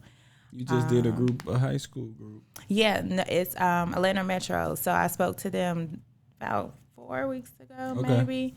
And I was talking to them about stress. And then the other one was relationships, expectations. Okay. Yeah, Mr. Keith, he teaches at it's like something with, kids. Something with kids too. So we might need to hook y'all up. Deep right there. No, it's something with I don't want to say they're trouble kids, but they're children. So I think It's stress inner city. So. Yeah, it's some inner city something. So I think talking to them about stress would be crazy. So I want to hook y'all up and see if y'all can work something out. Yeah, awesome. Awesome. Yeah. So cool. I just wanted to frame a reference like, okay, this is when I should contact Refined Vision and Amie, and like, because sometimes people say hit me up and you don't know when can you. So especially this, it's like a whole, I wouldn't know, you know what I mean? It's like, I'm feeling things. What do I do? Yeah. Who This do is I my talk message to about this? with Yeah. a bunch of emojis with different feelings on it. Yeah. So I want to thank everybody coming through, man. Really great topic, man. And like I said, we're gonna rock this out. Like every episode won't be so deep because that's like not realistic, right? Yeah. Like I don't want you to invest like, even if I'm in a relationship, I don't want every time we talk to be so deep. It should be fun. So we're mostly a fun podcast, even though this is fun. This was fucking fun. Yeah, some You know what I'm podcasts saying? are fun. This is fun. So Right. So Keeping it light. Come Right. about them feelings. Right. So we want to keep the normal here, right? We want our normal to be where we can express ourselves and have a mature conversation about expectations, emotions, therapy, and it's no problem. You know what I'm saying? Like you can come to this podcast and hear about all this stuff, and it's gonna be interesting to you. It's gonna bring value to your life. And you're gonna be, maybe you get some entertainment out of it, but I want to lean on value, right? You're gonna get some type of value. So expectations to me, man, I didn't know how tricky they were. I didn't know how important they were until just recently, man. So, and now I think about it. I'm at my job and I got literally right now, I feel like I got a problem with my lead, right? And I asked myself, what does he expect out of me? Once I framed the question from there, it was easy for me to come to him with a solution. Hey man, you need to really work on like communicating with your team and figuring out expectations, because that's where we got off topic, right? Because your expectations were like out of whack for the whole team, right? So, just framing things from expectations, I think is safe and it's important. Because if I'm dating a new girl, if I'm dating a new person, and I don't know their expectations, right? We don't ask those on the first date. We don't ask on the second date. By the third date, we're worrying about other things. You feel me? So we get lost in, okay, now I've been out with you 4 weekends, 5 weekends, 2 months. You said, I know. By then, you're assuming some things, but we gotta ask these questions down, man. This ain't the 90s, man. Let's ask, what are your expectations in this relationship? What are your expectations as we're dating and getting to know each other? You know what I'm saying? Because I'm interested in you enough to know that I don't want to cross any barriers. I don't want to just us to get offended at each other for nothing. So, man, I just want us to form it. Most things coming out of expectations, man. I think nothing bad's gonna come from it. So that's like, this was pretty dope for me, man. I really appreciate this one. I want to add to not only just ask, express your own as well. Oh, for sure. So both ways, communicating. Hell yeah. Bruh, men, give them all your fucking emotions. Bruh, don't even let them rest, bruh. Bruh, I swear to God, they been getting off. Give them all you goddamn got, bruh. You wake up in the middle of the night and you had a fucking dream, and that shit made you feel away. They hit us with that shit. What you looking at? I'm looking at him, which is messing me up. Listen, bro, and it make you feel a motherfucking way, my nigga. Let them know your dream. Cause I used to trip. I like, what, you had a bad dream and you mad at me? I used to trip. Like, what the fuck you mean? You know what she really was telling me? That she had a situation that happened in her dream, and she don't never want that situation to happen in her life. Cause she telling me she mad about that situation. Not that she mad at me. You're not bringing me in on this conversation, are you? No, everybody. Right. No, I don't know if your girl do that. It's not right to do that. No, that's not right to do. We on mute. Oh wait, no, you on mute. Yeah. So How long we been on mute? I muted y'all niggas while other people was talking. Yeah, so like we were talking, interrupting or something. y'all might. Niggas is rude. Niggas is rude.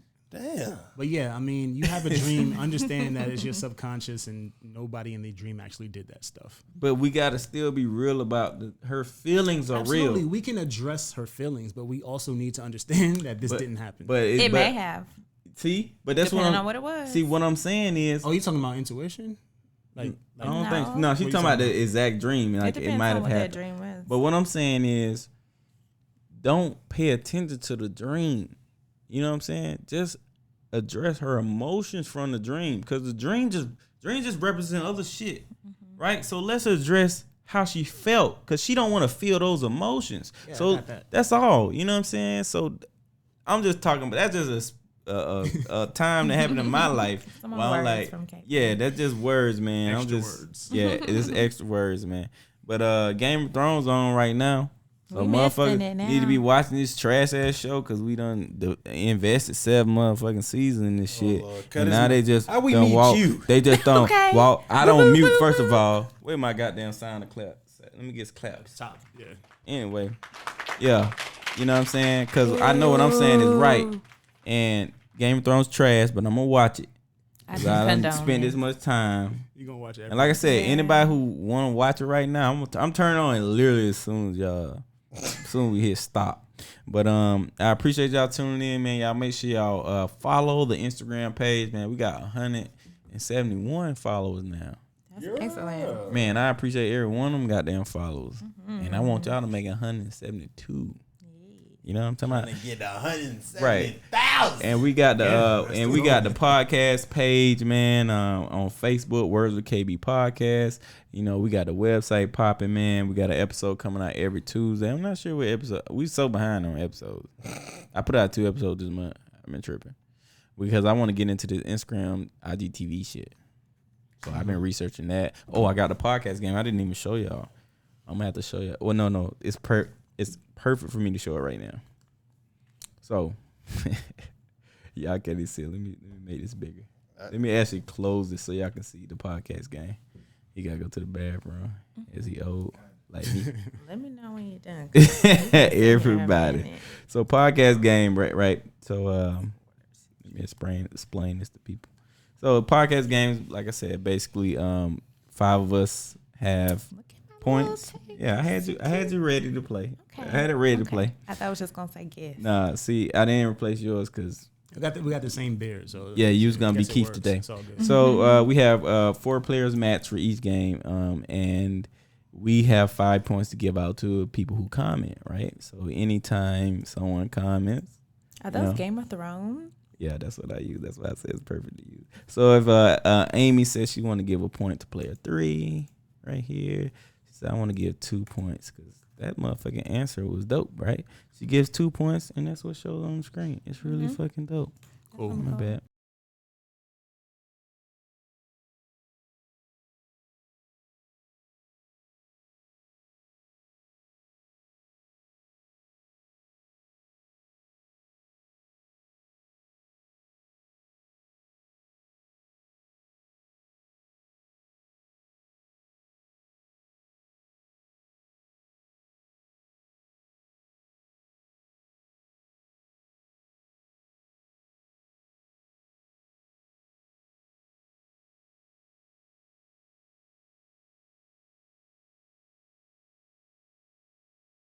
Negroes.